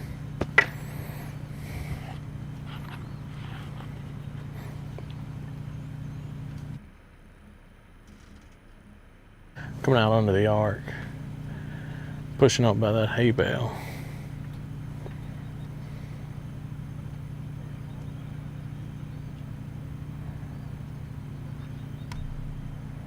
Come back, Curly.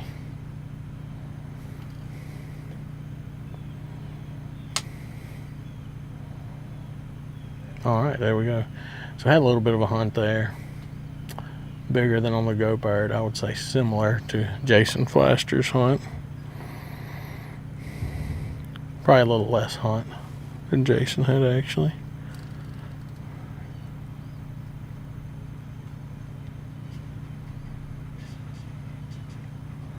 All right, so we have 6 amateur scores, 6 amateurs left to run. So we are now to the top 6, and that is the goal. We'll be cutting down to 6 amateurs at the end of the day.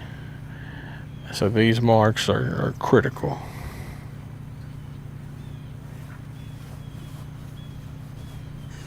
Okay, I had to step away for just a second. What do we got going here? So he had she's got 3 of the birds. She's going for the right-hand hunt test bird now. When she comes back, she'll have the long bird left. Nate, did you see that dog right there make that loop and kind of look over at that old fall and say, not that one? All right, so she's already got in the middle. Yeah. Yes. Well, that's why I think, in some ways, you're right, you get that middle one. But either way, at least knowing what you got. So she's got just the long bird to go? She got just the long bird to go. I kind of saw her hunting how was our far left bird again? On the far left bird, she got the water, came out under the arc and hunted deep, went to the point down there, and then just hunted back down the shore. Oh, the point. Big loop. And then worked her way back here. That's right. So I had a hunt.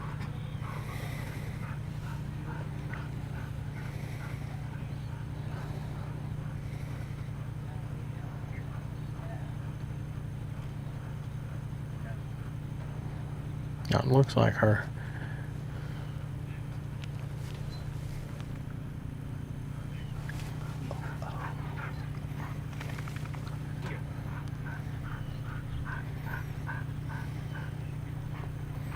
Now he's taking his time here. She is looking right, or looking left more than he would like. Ray! But it looks like he finally got the line he wanted.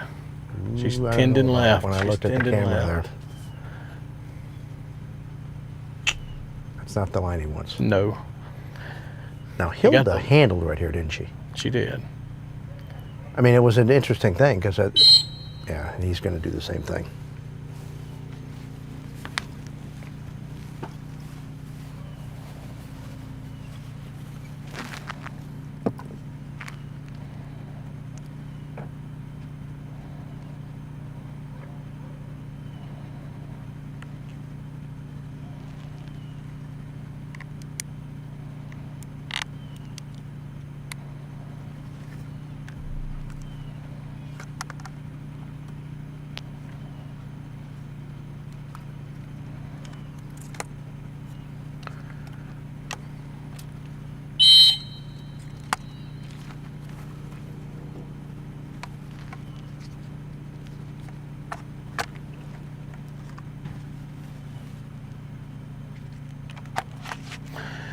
And there he has it. Just having to. Got it then? He got it then. Well, So we're getting some of these scores in. Right now, your best score is a 23. And that was Dustin Owens and Fancy. And right behind them, you had Cash and Jason with a 31. Their totals, you've got Dustin at a 160 and Jason at a 167. and Jason picked up those points on that hunt on that left-hand bird. Yes, Yeah. Which makes some perfect sense, doesn't it? that's right.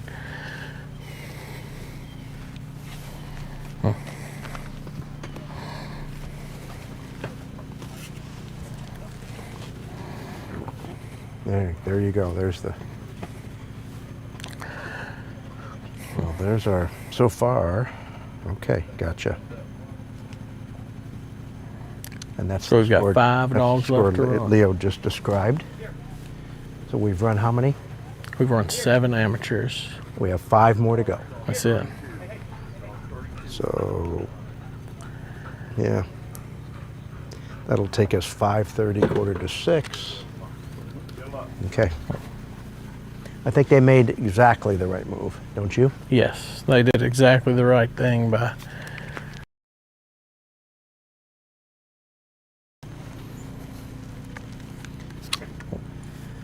So if All they right. would have had more professionals open dogs in the front end, would they have run all the open dogs and then the amateur dogs tomorrow?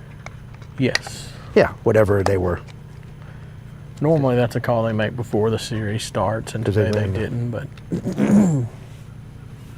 all right, I've got Bill and Susie.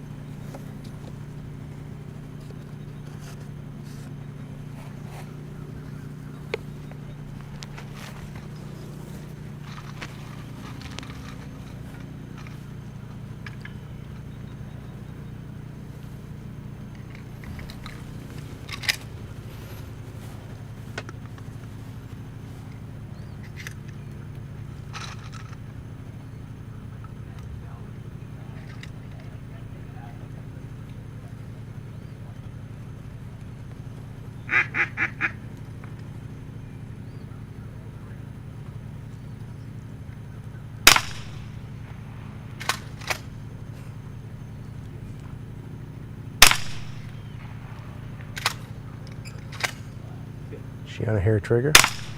Actually, she was more steady on that bird than she was the other ones. Yes, she was.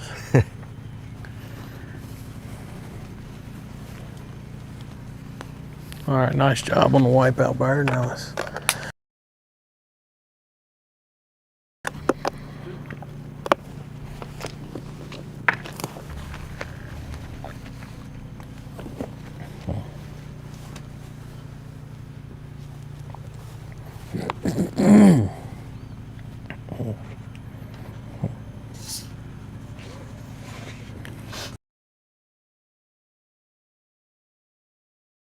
Mr. Bill's gonna go next.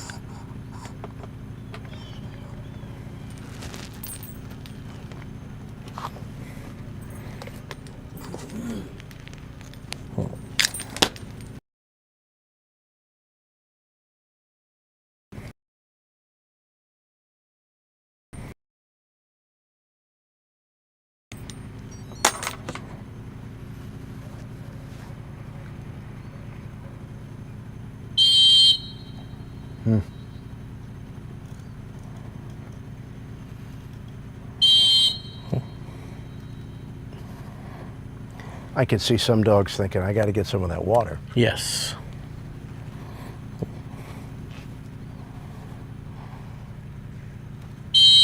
Okay.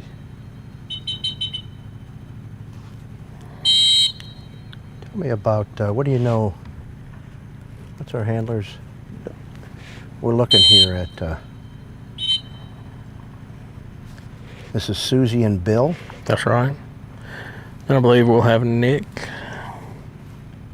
What do you know about Susie? Have you seen her much? Yeah, she's in part of our training group. Oh, well, then tell me break about them her. out I wanna 3 hear. days a week. She's a nice little chocolate female, a good marking dog.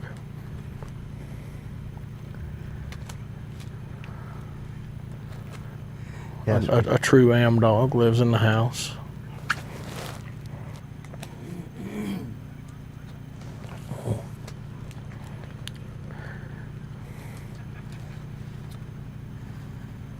Now she's handled on the right hand bird. Now he's got these two over here, and that's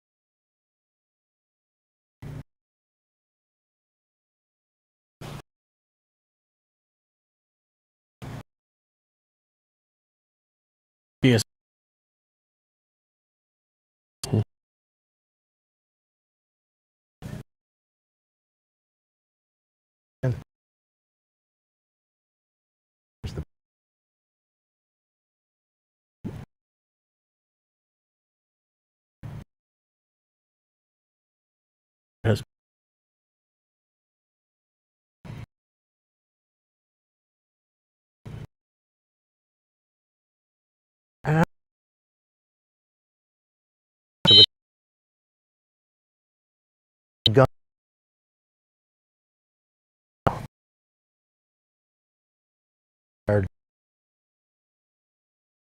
part.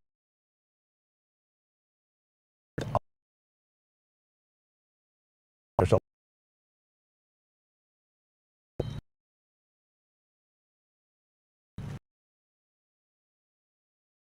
and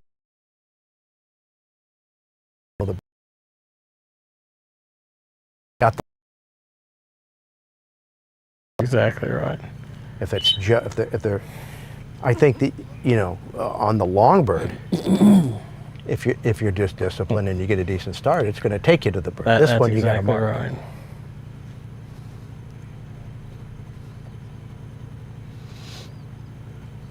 Yeah, you do that kind of all age 2 down the shore and retire the short bird.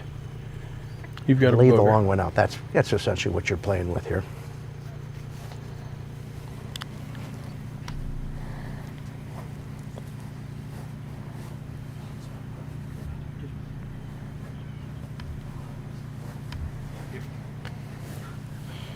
The man, the myth, the legend.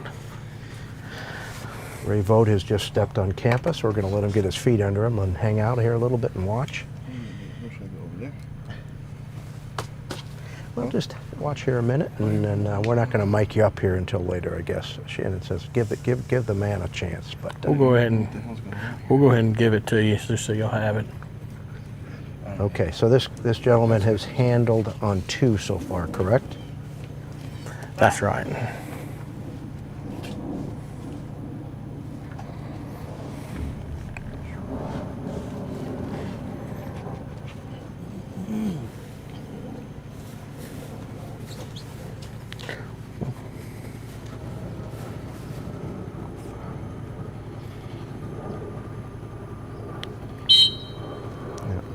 And unfortunately 3.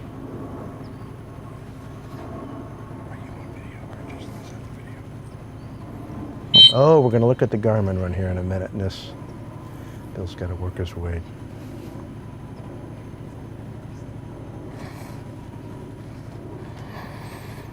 To that long bird, and Susie just didn't get quite started. It kind of went downhill on her right-hand bird, and then she got the great line on that short, or kind of down the shore bird, but just lined under the arc and kept going. And once confusion kicks in, it's kind of hard to get your feet underneath you again.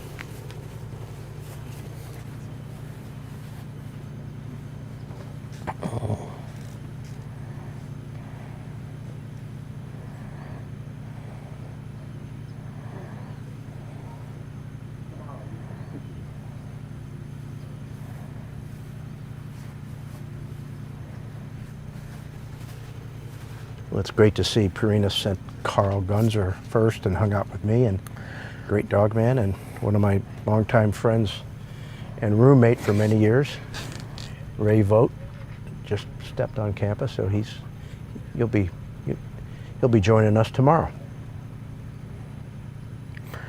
Absolutely. I'm sure he's got some great insight, wealth of knowledge. Excited to get his thoughts on all of this.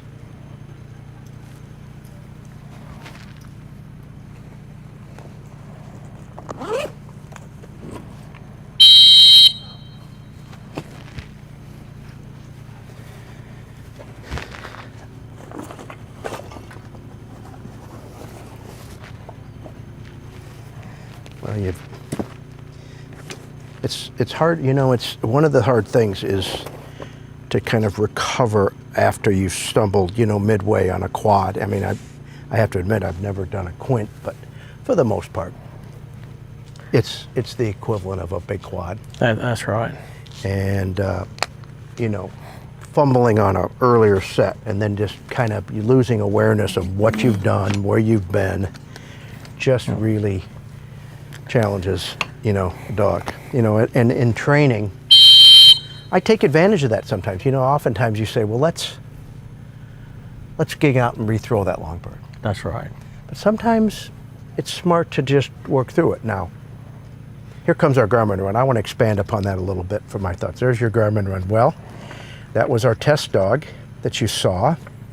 You may or may not have seen.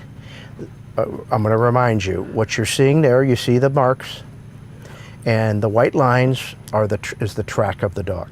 So you see the 3 marks on the right, pretty solid. What happened with the test dog is it went for G1, lined through it, went all the way around and got the long bird. That's where you see the dog around the water, and coming back is the return. And then the dog went back in on that left bird pretty good. Yes, it did. And so that's pretty cool. That's what you're looking at via the Garmin Alpha LTE, and that's a picture off of the app. And well, there's a lot. Does it give you a pretty good distance? Like, what's the total distance the dog? Right. I ran? think I'd have to experiment with the app a little bit to get some of the some of the information that it provides. And yes, there is. Guns up, guys. Come on. Go. Dog number 1. I am just not quite as skilled on this.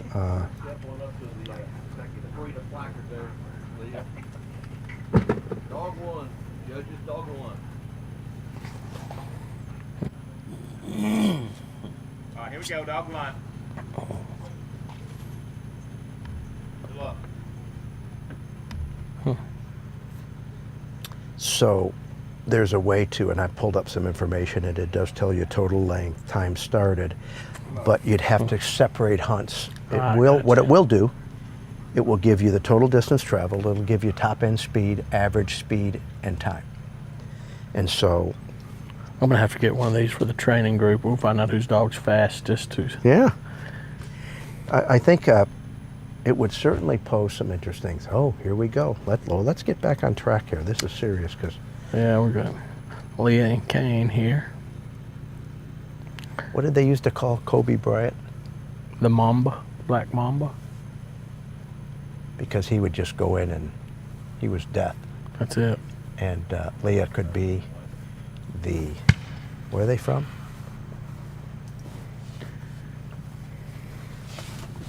Because she's always in the hunt. And I tell you, she's probably licking her chops, because all she wants is a chance. She just wants it. That's all you want, is a chance.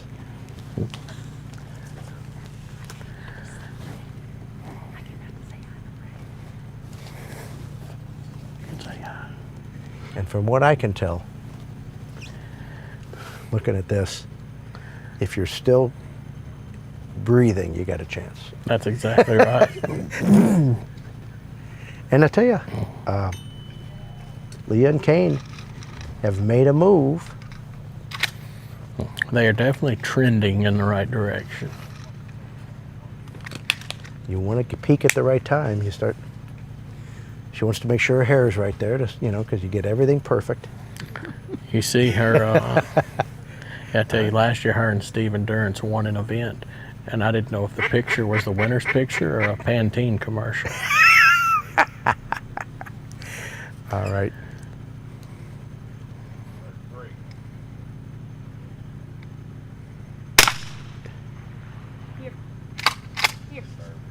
She's talking to him, make sure she looks. So you're watching that. Here comes our little short wipeout, and she's off. How do you expect her to pick this up? Quickly. Quickly, huh? Okay. No, She's going middle. you know, these First bird shot, you think it'd leave the strongest impression, and if you got, and a lot of it's going to depend somewhat. Well, does the dog want to look right? Was that the look you saw there? She had to step up. Look at her bumping up with her right leg. Now, again, pretty well designed with that sliver of water there, if you want to take less. And then the square out has a factor, does it not? Yes, it does. See? That dog had a it right-hand thought. Now, is it just going to...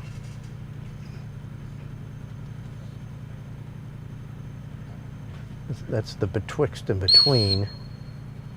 She's going to... I'll tell you what you're seeing is experience. She Now, whether it's the right decision, I don't know. But she didn't have any hesitation. No, I think she thought he was fixing to switch and handled. Handle to the fall area? Probably.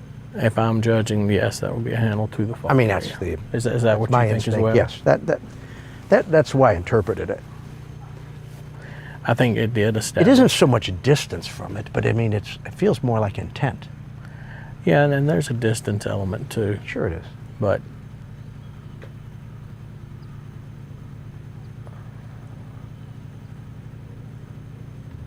Kind of cool. You see the if I was dragonfly judging, zipping by. I would not be afraid to ask for an instant replay on that. Do you get a challenge? You don't get a challenge if the judge wants to look at the footage. They can look at it. Is that true? Yes, if they ask I you, they did can not look at the realize footage. that. It rarely happens. Got to go under the hood? Or do Well, we they don't call have a New York? hood, but we need to get one. I'll be darned. I never even thought of that. It probably hadn't happened in 5 years. A lot of times you'll see it. Let's say I can think of a log jumping incident we had. Oh, so they got a penalty. They held for said, no, he didn't do that. So threw the red flag out on the field. Well, none of the judges just said, we don't know. Oh, so who requested looking at it? The judges? Only the judges can request it. Oh, so that's not a handler. No, that's not an option for the handlers. Okay. The dog indicated online that it kind of wanted that right bird, didn't it? Yes, it did. Or it definitely had a right lean. You know, and I don't think of this dog as a cheater. And if I thought it was a dog that just was looking for an opportunity to run the water, but still had the idea of the middle bird, but I didn't think that was the dog's intent. Let's see what.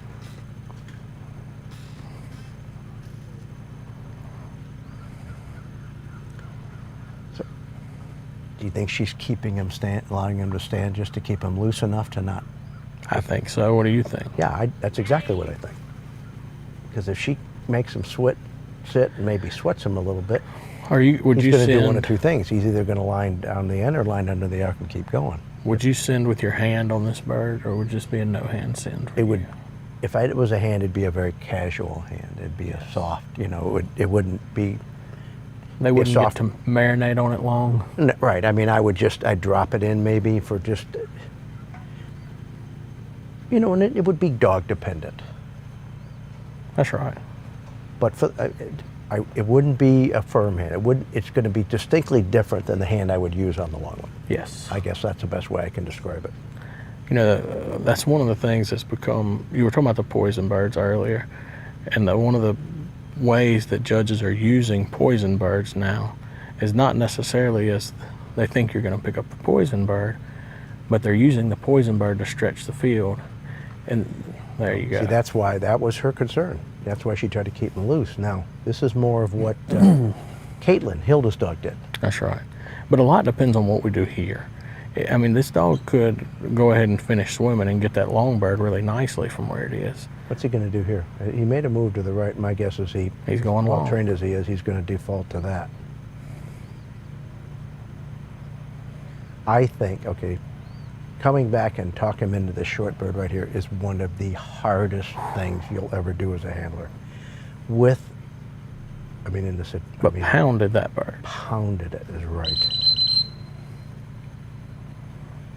But she would have rather pounded it after getting the short bird. Yes. She's saying, what am I going to do now? But they really like to stretch the field with that poison bird on the hunt test, get you to run a long blind. Then you've got every bird after that's kind of more Check of an down. awkward send. Yeah, I mean it's got the go long and check down deal, That's and it's the go long with a disciplined state of mind and having to balance it out on top of it. It's just not a long mark, That's it. but it still has the aspects of it.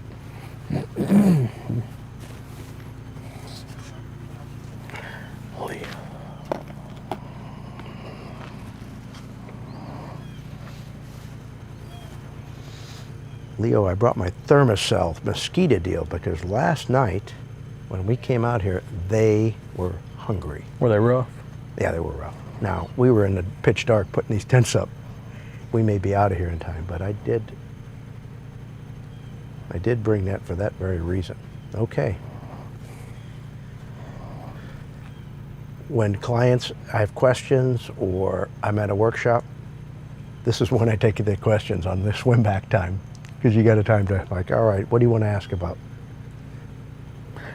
I think Kane just looked over at that bird. Did you see that? He looked over it. Now, could it have been that gunner? Could have been. That He may, looked over there. He, and as good as this dog is, I think he knows he's not done. I agree. He may not know where he's going, but he knows he's not done. Now, Hilda did this, and she tried to go loose, and the dog just went around, and she elected to just put him on the bird. Do you take your chances and go at it and hope you run into it? If you don't, I mean, if you come in and you can kind of talk him into the look. I mean, it's like If you get the kind of look right, look left, I have no idea. Do you just try to go for the line and hope you get? spend some time Right. seeing what the dog gives you, seeing what state of mind the dog's in. Can you use that gunner at all? Is that totally going to blow the deal? Or can you use it and then just kind of say, oh, hey, we got another mark. Just keeping them up. The hard thing here, you want to get the right look, but the more you fiddle, the more angst you create. The more angst you create, the more they're going to line and keep going. But I tell That's you, exactly right. he doesn't look overly tense, but he's not leaning into it either.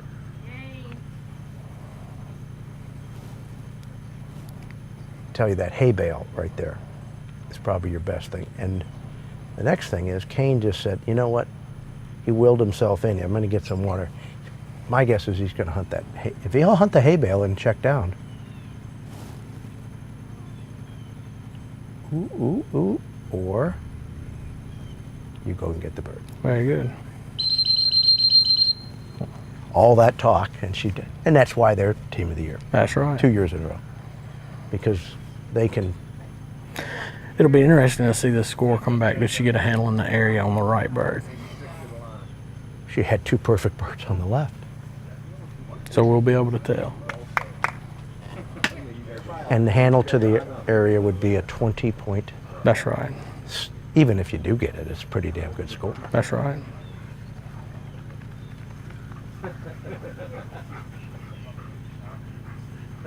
Well, Dog 86. Dog 86. good job, Leah. We got Nick coming up and Lobo. Does that sound right? That sounds right. So earlier, I was telling you Nick's a pretty athletic fella. He's a tree surgeon. But his wife informed me that he now just drives the forklift. He's not as athletic as he once was. Well, all right, here goes Lobo. Well, you know, in your young days, you didn't want to throw birds. You wanted to be running dogs and doing all that. When I got older, I'd love to go out and sit in the chair and throw a bird and lean back. No doubt. So maybe that's what Nick's thinking. You know, let me just run the forklift and do something I don't know. They were giving him a hard time. So I want to expand upon our thought about, you know, it was with Susie, you know, kind of the dog, the how to work on that. Getting a dog to kind of refocus after having a big hunt or something go during the test in a productive way. Because if you just always take the mental challenge and dilemma, how do you, out of the equation to just protect them to such a degree, how do you prepare for this? That's exactly right.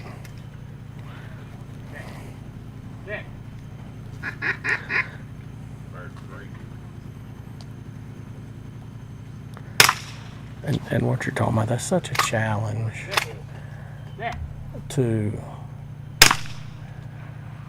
put the dog in that situation, and you know you really want them to be successful when you put them in that situation. Yes.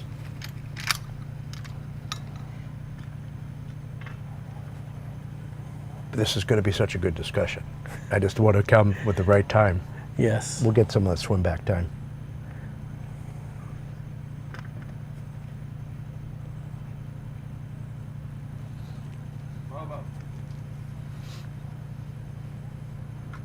Where's he going? He's going right. He's going to the right of the water.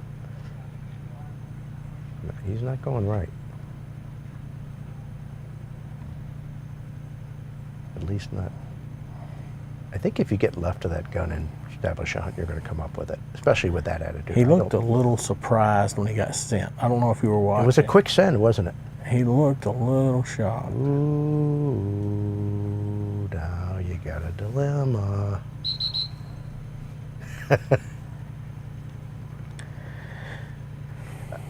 One of the big arts of training dogs at the ultimate level is teaching dogs what to do when they don't know what to do. And what might that be? That's an accurate assessment. You got to go. The non-negotiables. You got to go. That's right. You give me a decent try. Just, you know, don't go back to where you've been. Give me a try. And what I'm more apt to do is get her in. If they'll go where they're pointed and give me a real college try, then I may have the gun step out and throw. So the outcome is good. That's right. Especially like a situation like this. Let's say that the dog swims to the end, kind of like Pete did. You know, at that point, hey, I'm gonna get the gun to step out. This dog is Right. trying to do the right thing. But I'm not going to take the whole dilemma out by just That's right. throwing them a life jacket. They got to be willing to try to swim before I'll. Ooh, when that then goes out and stabs it. I think that sin Look at there. brought him off guard. 26, Ooh-wee. handling the area. Wow. There's somebody that knows how to play the game. Amen. I mean, that's knowing the game and what the rules are and how to be smart. And there was no doubt in her mind. You could see she just put her hat up, boop. It wasn't like, ooh, should I do this? Shouldn't I do it? It was just, and look at what it produced.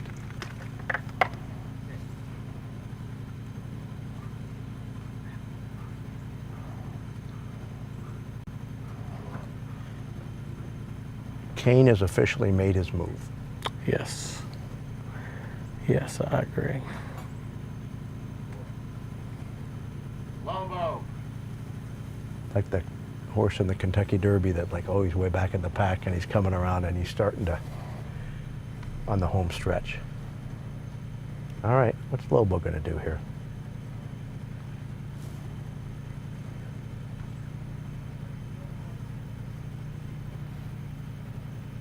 And again, there's a lot like, you could see these guys they're not sure here. Now that's what I would expect. And he's going to go with the quick. Because I totally agreed. I just didn't see that dog coming back. He was either going to get there, keep going. You could see he's like, oh, what's going on here?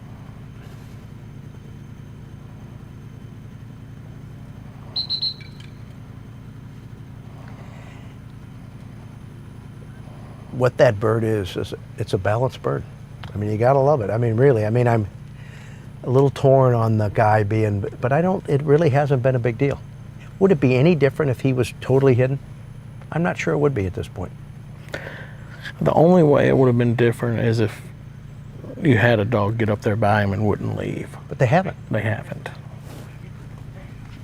I think they thought more dogs were going to cheat and end run up there. and flounder around up there. But the fact that there's not a gunner near that position is what is significant. Because they're not really hunting in relation to him. They don't have anything to hunt. And the hay bale that's under the arc and deep is the more obvious object. That's right. There goes the big strong send to go to the end of the ocean. And he's got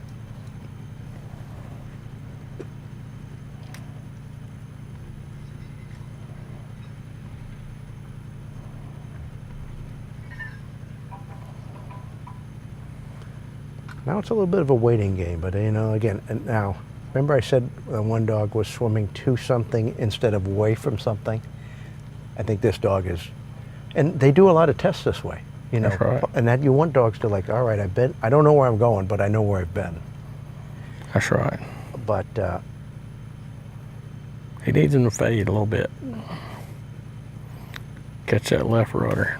when dogs start getting halfway across something like this, and you can see them scanning, and they start to figure things out, that's when they become big-time dogs. That's exactly right. And you'll see it, and it just, I can remember almost the day in some of those dogs in my career that they, aha, now they're a legitimate all-aged open dog. Now they're going to start, and they're not, you know, they've got to be disciplined, but they can't be afraid to think. Just problem solvers. They follow the rules. So, as he swims across here, and we're watching, He's ruddering in the right you bet direction. he is. You bet he is. And when dogs start finding birds that they didn't know were there through faith and the teamwork, and they believe in you, that's the next thing. Yes, they are dangerous. And look at Leah. That was the prime example.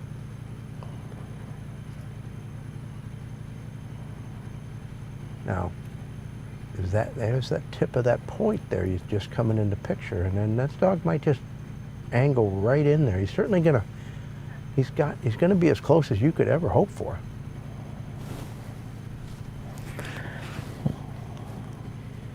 But so, like, you know, if you have some of those opportunities, here's the key, I think, to like getting dogs comfortable dealing with like this right here. I don't know where I'm going. I had some trouble. I handled. You got to go. Give me a shot. As long as us as trainers, we don't start correcting them for things, there you got to really be careful with pressure. yes. Really careful. And you can get in way more trouble. That's where you get into how high of a standard to have on Well, different that's right. birds. What's a realistic standard? You know, you're talking about a long retired bird in a double or a long retired bird in a quad. It's hugely different. You just have to assess how well did he see it. I mean, how well did I think he knows where it is, and how, well, look at this guy. He's bending right. He may land on this bird. I promise you this dog went on faith. Yes. But at some point, he has But- just started making good decisions. You bet. Now, does he all of a sudden remember the bird, or is he just going, but it doesn't, is it going to matter? We'll know a little bit when he gets out here. Yes. Or you could do that. You got to love it. But that's why these dogs are here and some of them other ones aren't. That's exactly At least right. this week, That's right. because they can do things like that. Well, there you go. We said, Leah, there's our top 6 right now. 147. Dustin's 13 behind. Jason, 6 more. Then there's a little bigger gap in the 200s, but well, setting up to be interesting, is it not? Yes, it is. Let's see how many more dogs we have to run. You're right. How many dogs do we have to run here? We've got, again, we're just, if you've just joined us, we're finishing up just the amateur dogs. We ran 1 open dog, We got correct? 2 more dogs. We have 2 more dogs. Sounds right. I'll tell you what. Ron Anderson and Paul Agranoff. That's 2 good amateurs. Ripping cash. Don't turn your TVs off yet. No. No. Guns up, guns up. Well, you got to give that dog a hug. That's all you can ask him to do. That's all you can ask him to do. Dog 28. Here. Here. Here.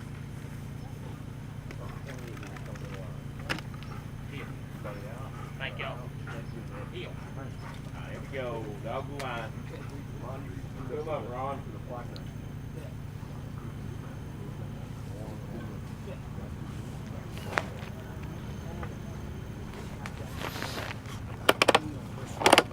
All right, here we are. Leo stepped out of the tent a minute to take a phone call, I think, so we're gonna welcome. I think we've got Rip and Ron coming up.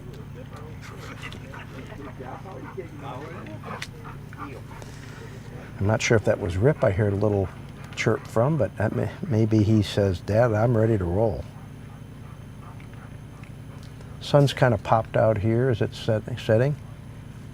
Really lit up the field. Guns are quite visible. I think these birds are going to show up really well.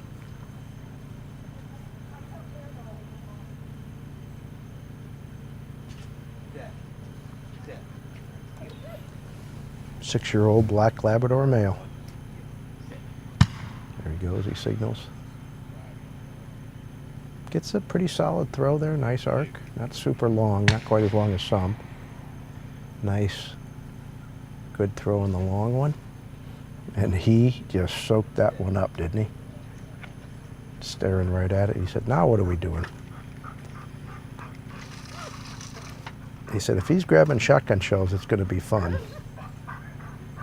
Okay.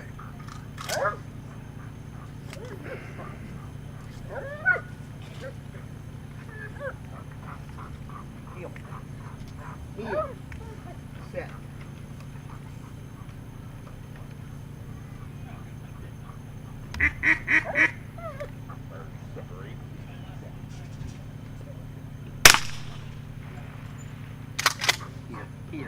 Ooh, ooh, ooh, ooh. Does he see the right one? I don't know how good a look he got at the right one. He says, I want to go for those. It's going to be interesting. The thing that's going to be interesting is, does that affect what bird he sends for?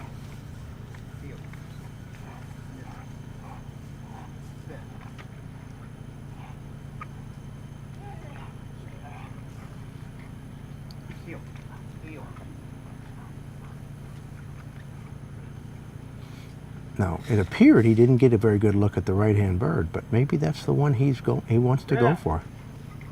And it is. Sometimes you don't think they see it, and they actually see more of it than you believe, but he's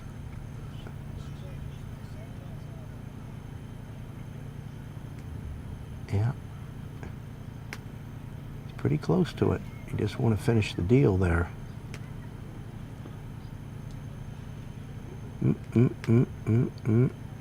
Got to go a little deeper.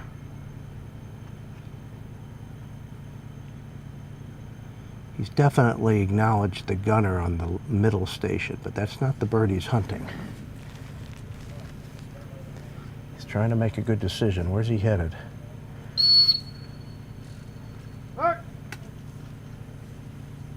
Has to handle there, yeah. As it turns out, the bird I didn't think he saw very well is the one he ended up handling on.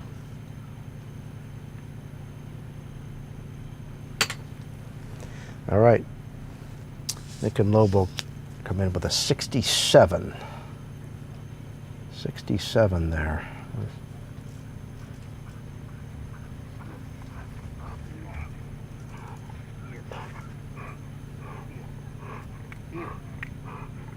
So we've got 2 amateur dogs, 3 amateur dogs, 4 amateur dogs under 200, 160, 167, 147, and a 175. Yeah.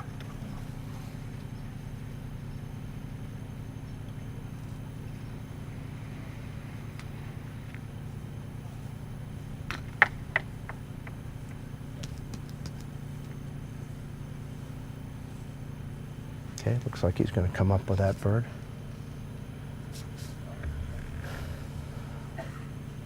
Ron's probably thinking, I sure would have loved to have not handled on that one.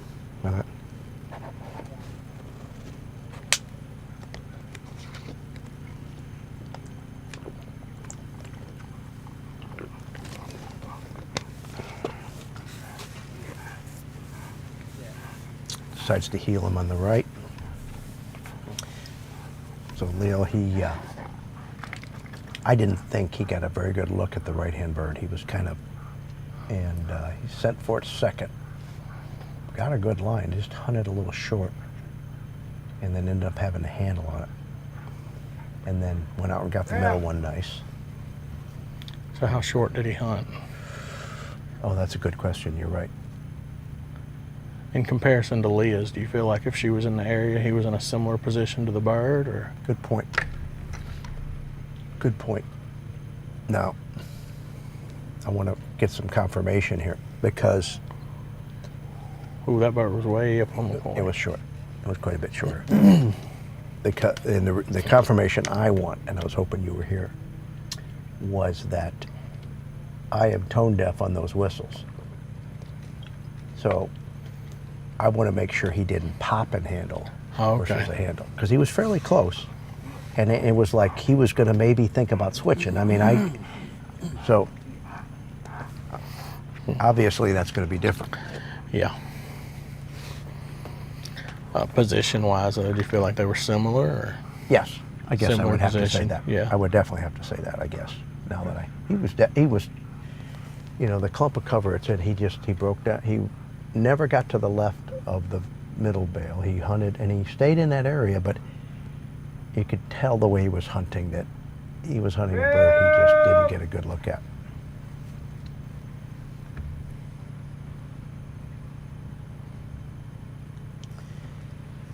And he loved these left-hand birds. He actually almost, when these went off, he looked back over there. Said, and look at how cool this dog is. I can see where he said, I love the big look, bring it on. That's exactly right. That's the kind of dog, and don't you just love those kinds of dogs? All right. So, you know, he came really close last year. I don't know if you saw the results. He had one weekend at a field trial. He got second in the AM and second in the open. With this dog? Yes. Yeah. You can just see the quality in him.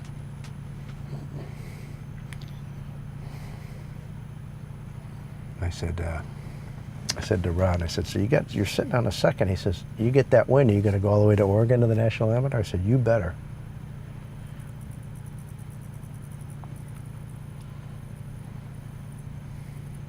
So, this guy is what was the dog that was that? Lobo.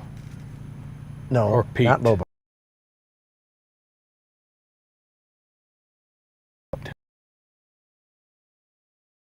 Quite a ways to the right. He's kind of remember he landed on the right side of that channel and That's hunted right. and then jumped across back. That's kind of where this guy's headed, isn't it? Yes, it is. He needs to hit that left rudder pretty quick.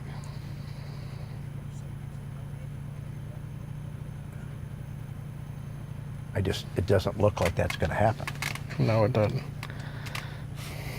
So now it becomes, what does he do when he gets out? So, with the naked eye, I mean, he's probably twice as far to the right of the bird as a throw. That's right. It's all going to depend what he does when he hunts. He looks like he's going to go up the channel or angle up the channel. It makes a big difference. If he can get in that channel and get out on the left side, he's And then not in hunt his that way. bad of a spot. No, you're right. If But he gets up, right, that's a much worse spot. I don't think he knows what he's going to do yet, but he's definitely, it doesn't look like he looks here like he's not getting on that right point. He's actually going to swim by it. And there's two light-colored rocks down back there. I don't know if it looked like to him, but it might be something for him to target when he gets. I wish by it. cameraman number one would show us the bird.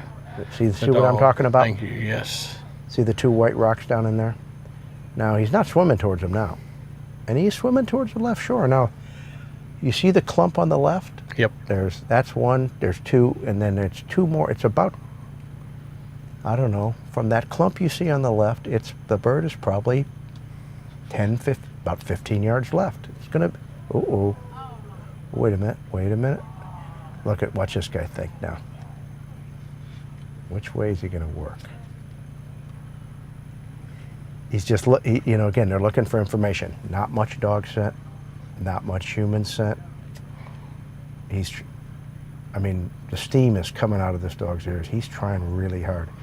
You know, with that tree line, there's really, you got nowhere to go. You're a little confined in the fence. The risk here is that a thoughtful dog could pop. Look at him. What? That was a really nice job. I mean, you're right. I mean, it's that kind of thinking, problem solving, that puts those FCs and AFCs in front of dogs' names. That's exactly right. I mean, it was not his best job on a mark he's ever done, but he figured out a way to get the right answer at the end. And a lot of time that lets you keep playing until you do hit it hard. Well, there's an incredible example of a dog doing the right thing when he doesn't, you know, when he just doesn't quite sure what the right thing is yet. That's right. He went to the end, he came up, he looked for information, he tried over there, didn't make sense, he started to kind of look for something else, and he said, aha. He almost looked like he saw it. Yes. But he was looking for it. And he was. If they're not looking for it, they're not going to see it. That's exactly right. That was a nice job. So now it's going to be really interesting to see if he gets that handle in the area as well. Mm-hmm. I did not see his hunt. Do we need to go to the hood? I don't think they're asking for it. No, they're not. And like I said, the only thing it was like at a spot where I was like, is he going to let him work? And all of a sudden, I saw him sit down, but I cannot hear a whistle. So He may have popped. I'm not saying he did. I mean, I'm just saying, even if he did blow, I couldn't hear. Just that. I know he's a little disappointed because he knows he's Hey man, you can be excellent, and he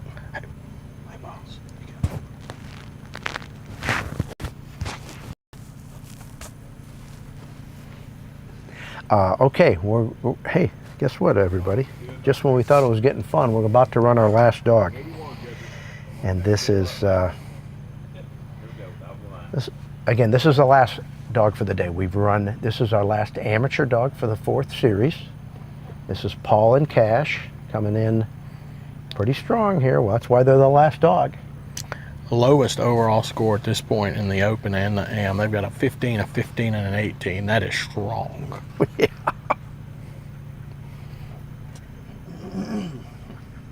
And the last thing I'm going to say, I'm just not going to say anything here to jinx anything that might go on here, but, well, you don't see many Minnesota. Okay, so he asked to move the chair because he's a right-sided dog. All right, so let's see, how does this affect? Interesting. Is he two-sided and he decided he could? I don't know. That is interesting. I bet she is two-sided.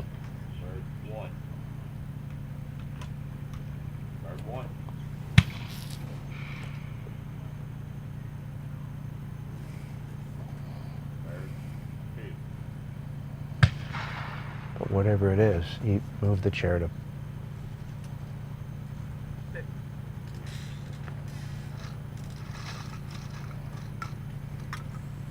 Cash says, what, are you getting me a treat in there or what? Exactly. Are we going to have a...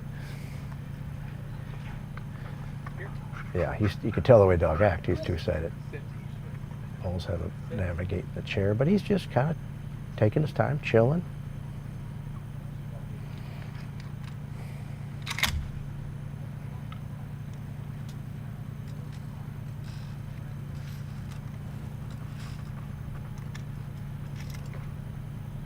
Cash is saying, I wish you'd hurry up.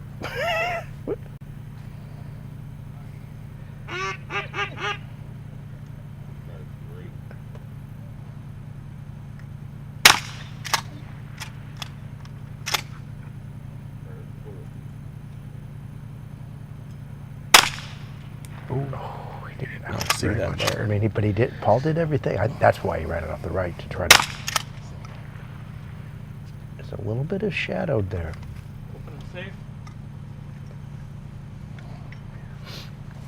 Okay, I think this is almost identical to what happened with. He wants the middle. And why would you argue it? That's exactly right. I don't.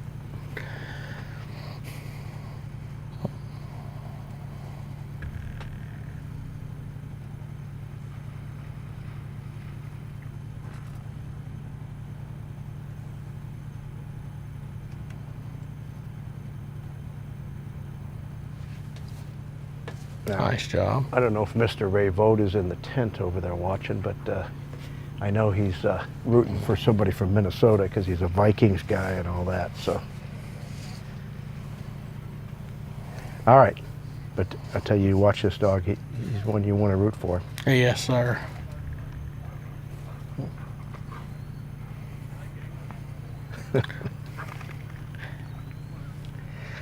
Well, but this is the one we don't think he saw. He didn't.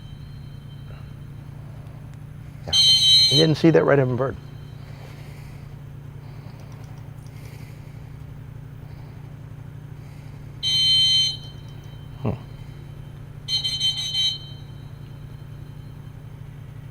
That is unfortunate. Boy, you had to almost kind of, I don't know. There's just all kinds of woulda, coulda, shoulda things there. You know, there's just there really isn't a great.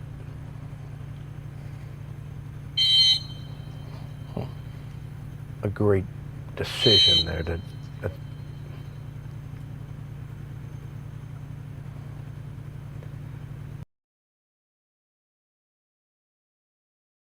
Together now. Yeah, you can't let down. You got to like, all right. He's having a really hard time seeing him. Well, and this, you could tell this dog, he's not used to not knowing where he's going. Exactly says, right.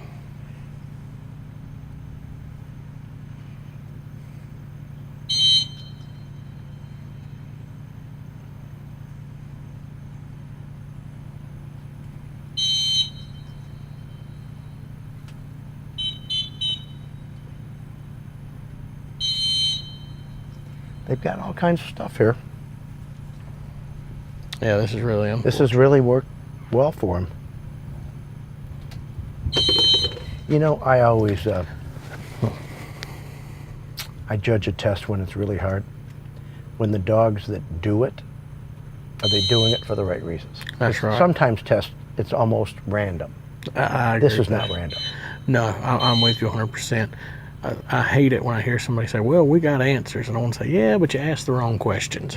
And I think these guys got Yeah. answers, and they got the answers to the right questions. I mean, I hate that he didn't, but that's the challenge of that, you know, style deal is, That's is seeing the exactly birds. But, you know, not a single dog got that long bird well by accident. No, sir. You are not accidentally And I don't think getting anybody there. got this short left bird by accident. No. Or he really even any of those over there. So those, No, I do not have any problem with this test. And I didn't have any problem with their other tests. They have had good tests. They have done everything they could with what they've been given. the key here is regaining the thing and finishing the strong. If he can do that, he's going to stop the bleeding. That's right.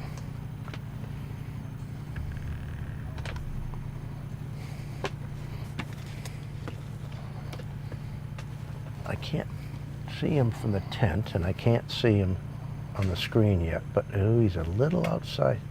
He had a longer bird. I watched this dog swim, make an incredible long swim in this pond from the other direction last year. And that he might default to go into the, oh, wait a minute, he just started to bend in. Look at here, look at here. Oh my goodness. Very nice. One of the early dogs did that. So Ron and Rip had a 31. Okay, so I would say based on that they did get a handle in the area. What do you think? Yeah. Oh, yes. Oh, wait a minute, 31, or, are you sure it was a 31 or 36? Wait a minute. No, here we go. I don't have it yet. You're right, that's the last one. Man, I didn't refresh. Bad if I did that off. Yeah, 31. Puts him at 111.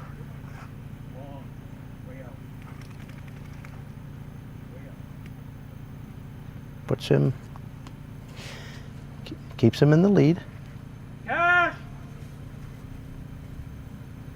I'm pretty sure it's going to actually give him the lead. Because he should jump the stalk.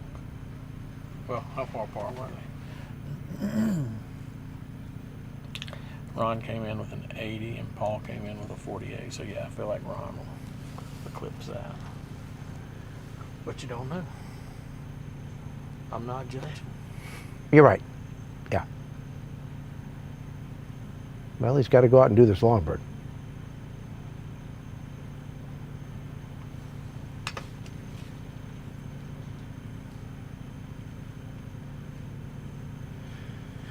And he's in, well, position a number have been.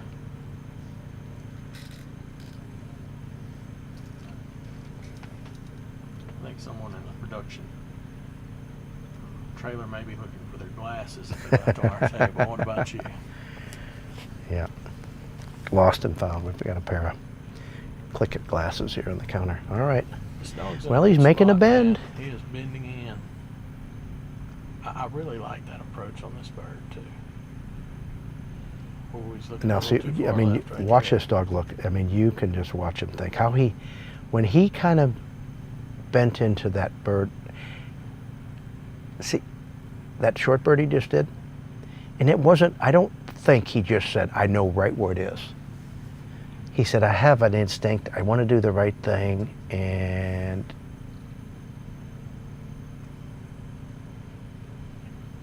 I mean, he just, I mean, what a beautifully balanced dog. Because at times you look like he's a little bit on the loose side, like on that water blind, and then all of a sudden, boom, like, okay. That's exactly right. He just pretty much knocked it out of the park. Be interesting, is he going to go up into that? Where is his move here? I don't sense he's going to that right-hand point just by his, but it's hard to tell, isn't it? When I look from the tent, it looks like he is, but I look from the screen. No, I think he's headed. Oh, there he just made a break for it. It's not that far. I mean, look at there's, what'd we say? That's 20 yards? 15 yards? Yes. Look at that. Now look at it. Watch that dog think. See his head bob there? Now, I'm not sure what but he's trying to make sense of this, and he's doing it not out of, this is not a training thing here. This is not a discipline thing, let me put it that way. It is a training thing. But watch this. He's looking towards the bird to be consistent. Yes. There's another move. That's not winding that bird. There's no way. That is a dog just. Another move. Now what's he going to do when he gets out? He said, is it right here? He said it'd be a good spot for it, he thought. Okay, now he's going to go right a little bit. Let's see what he does. He's going to be almost in the exact same spot. He's thinking, oof. Oh, he goes back over there. Ooh, ooh. That's a nice job. All right, so you've got to give this dog a lot of credit. What you were talking about earlier, a dog that gets in some trouble and then it comes back and makes good decisions. You know, we had a handle over here, not necessarily a good handle on the right bird, and this dog comes back and smokes the last 2 marks out of 5, big marks. And I don't That's all. think, I got on or off? No, okay. I think Mr. Joseph's mic has run out of battery, so he'll just have to talk aloud here. And, okay, we're going to have some scores up, but I just love, you know, revisiting that effort there. I've got a couple of thoughts as we're working on scores, and we're going to wrap it up for the night. But, well, I've been here, how many days we've been here, Mike? Is this day 4?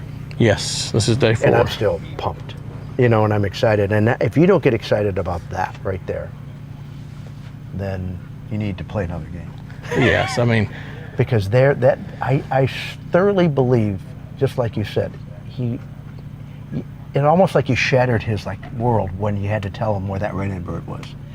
And then he regained his composure, and he was a little bit uncertain in how he figured those 2 birds out. I don't think he had, I don't think he didn't lean into him on line, like I said. No. He had to say, okay, Dad, give me some help here.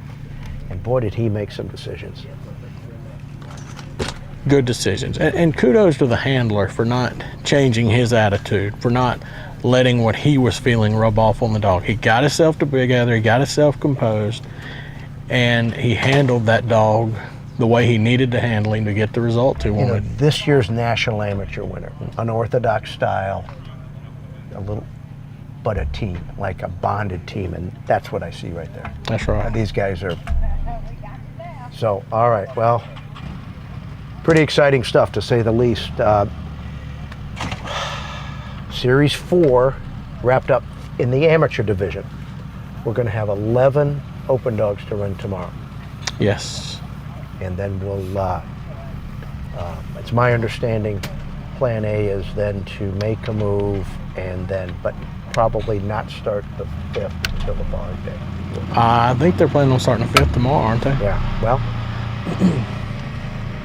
It'll the be plan Tuesday. is, I just got confirmation that as of right now, the 5th will start Wednesday morning. Okay, good deal. So it'd be pretty darn hard to race over there. It'd be pretty darn hard to race over there and, you know, in a flurry, try to get it set up. Probably a good decision. But Absolutely. they've run a great event here so far. I mean, as I'm looking at it, they need to be proud of this. Everybody should. We've had great weather, beautiful set of water. And, well, here we are.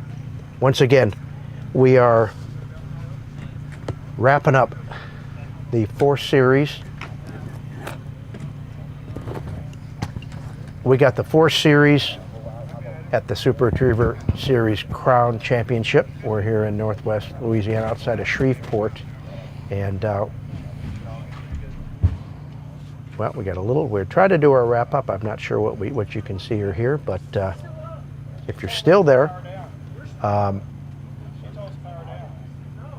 okay, we may have powered down. All right, well, here we go. We do have, there's a wrap up of the amateur division right there. We got Ron Anderson in the lead. Leah Spivey breathing hard down his neck. Dustin, there's Paul with the 112.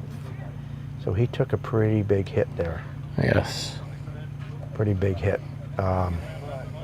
So he's got some, boy, they're bunched up. Do we have? Yeah, they So are. those are our 6 dogs, huh, for tomorrow? That's them. That'll be for Wednesday, yes. Those are our 6 dogs for the 5th series right there.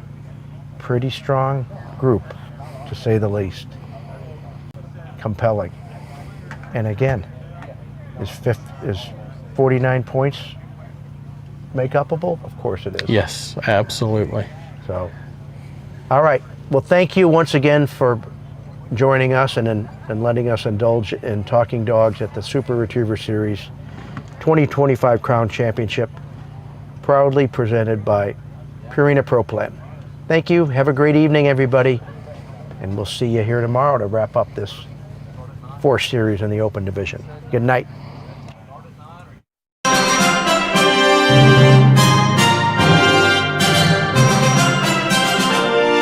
The Super Retriever Series Crown Championship, presented by Purina Pro Plan.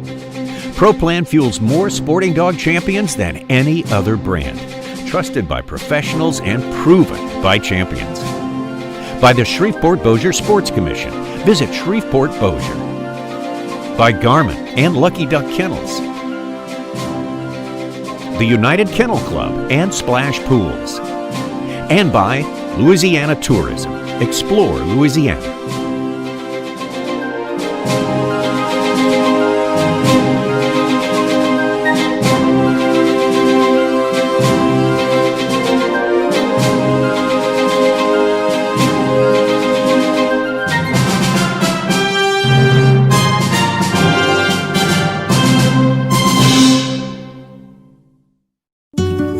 field-bred cocker, or the UK imported dogs that we have, are very sleek, athletic, and they don't know what quit means.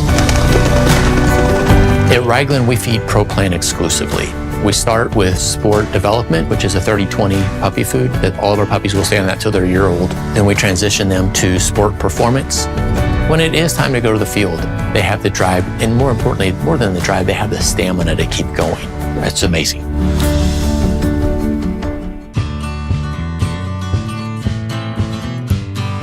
She grew up fast.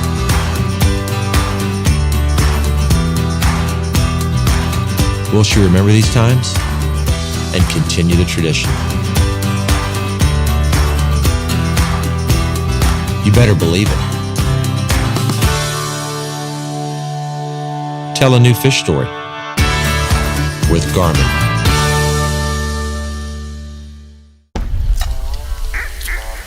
Two birds of a feather. We flock together every day. And I'll do anything to protect that loyalty. Durable, dependable, and downright dirty. And I'm not just talking about my dog. This 5-star crash test rated kennel is lightweight, secure, and made right here in America. Loyalty goes both ways. If you can catch it, grill it, fry it, film it, play it, or fly it, we revel in it. We have enough flavor, style, and soul for 2 cities. We've got a saying, if you find your place, you'll find your people. Come here and you'll find what we're made of. A little this, a little that, a whole lot of us.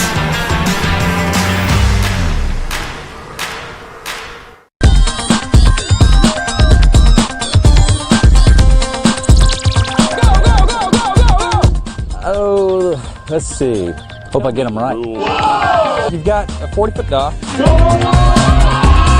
It's 2 feet off the surface of the water. You can start your dog wherever you want. We only allow 1 handler and 1 dog on the dock. You can send your dog any way you like. They don't have to sit and stay. To sit and stay, in my eyes, is pretty important, though. Say, sit, sit, sit. Don't move. And then the handler will have a floatable, retrievable object that they have to toss out. Now, they can toss it however they want. Whatever they need to do to get the dog to go into the water. A floatable object that they bring back to you. They don't necessarily have to bring it back. Oh, here. Fly. There are no corrections on the dock. You have to be nice to your dog on the dock, and sometimes the dogs know you have to be nice to them on the dock. Boy, you better sit down, please. They measure from the rear of the dog and give you a distance. It's a fairly simple sport, but you've got a lot of little nuances that make the difference between winning and losing. You got a dog, and you go, and they chase the bumper, and jump.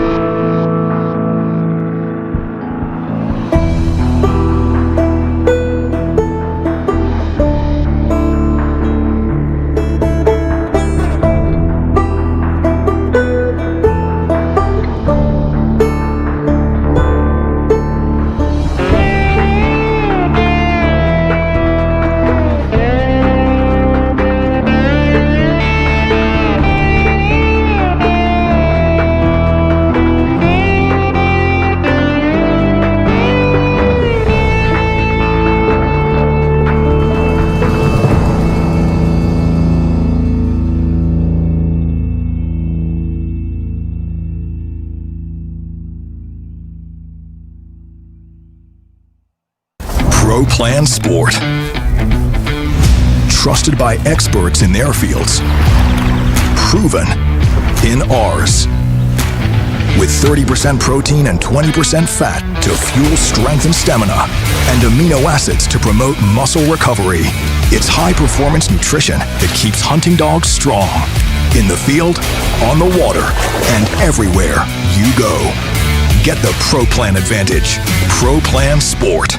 In my Louisiana, sunrise means fresh seafood on the table. In my Louisiana, every meal is a celebration. My Louisiana really makes me wonder. Ours is fast! With real-life swamp creatures! In my Louisiana, music is a way of life. My Louisiana is sheer magic, from sun up to sundown. Till sunup again. What will your Louisiana be? When you find your Louisiana, you feed your soul. It's game day at Raising Cane's. If you want to order like a champ, forget about X's and O's. The only play you're running is chicken. So what combo are you picking? We've got tailgates of hand-battered, cooked-to-order chicken fingers and cane sauce, and jugs of freshly made tea and lemonade. This season is about to be unbeatable. Raising Cane's Chicken Fingers, one love. Training the dogs is one thing, but training the people, that's really where it is, because now they can be better to their dogs. Their dogs can trust them more, and they're going to be more successful. And I've done a lot of coaching of people at Nationals, and it's really what turns me on, is putting together the dog-handler combination and helping them understand each other. And, well, success is bound to happen when you can do that.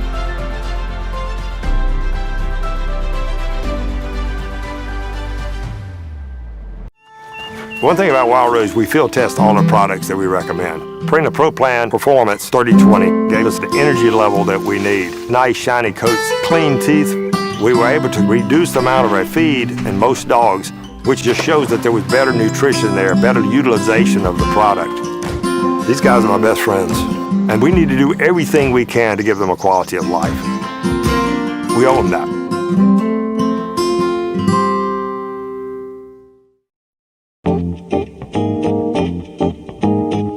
A dog in motion stays in motion. You've got the vertical and you need that, but you're going to get the most distance if you have speed and the vertical.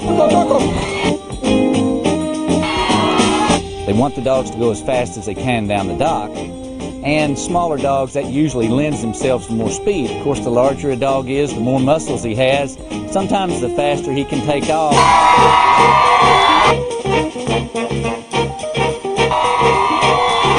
So you have speed, you have weight, and of course you've always got the launch, and that's the difference between a long jumping dog and just an average dog. It's a perfect combination of speed and lift that get the big jumps. The optimum angle of lift for an object moving forward to get the optimum distance is 45 degrees. To get our dogs to pop at a 45-degree angle at the speed that they carry is virtually impossible. So what we try to do is we try and compensate. I'm going to try you right here and let you walk a little bit. See? A little bit so I get that pop.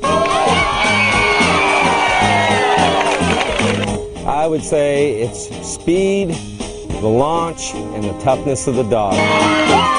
To make those kind of launches and hit that water, it takes a pretty tough dog to do that, because a lot of dogs will figure out that, okay, this bumper is going to be in the water anyway. I don't need to make this big jump. I'll just hop here in the water and swim out and get it for the boss, and everything's good, you know. Good girl. There's that fine line there. And a tough dog that has, I don't know what you call it, the spirit of the retrieve or something, you know, the drive that makes them, that intensity.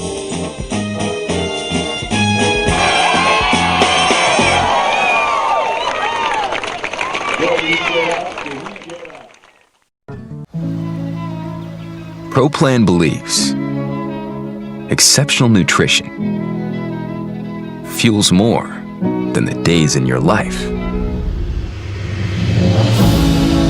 It fuels the life in your days.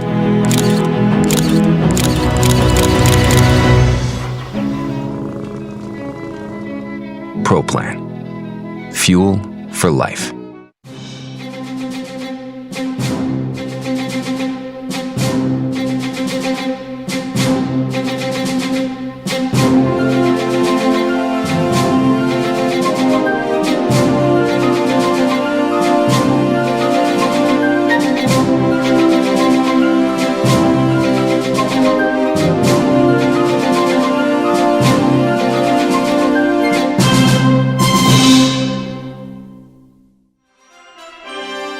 The Super Retriever Series Crown Championship has been brought to you by Purina Pro Plan, Fuel for Life. By the Shreveport-Bossier Sports Commission. Visit Shreveport-Bossier. By Garmin and Lucky Duck Kennels. The United Kennel Club and Splash Pools. And by Louisiana Tourism. Explore Louisiana.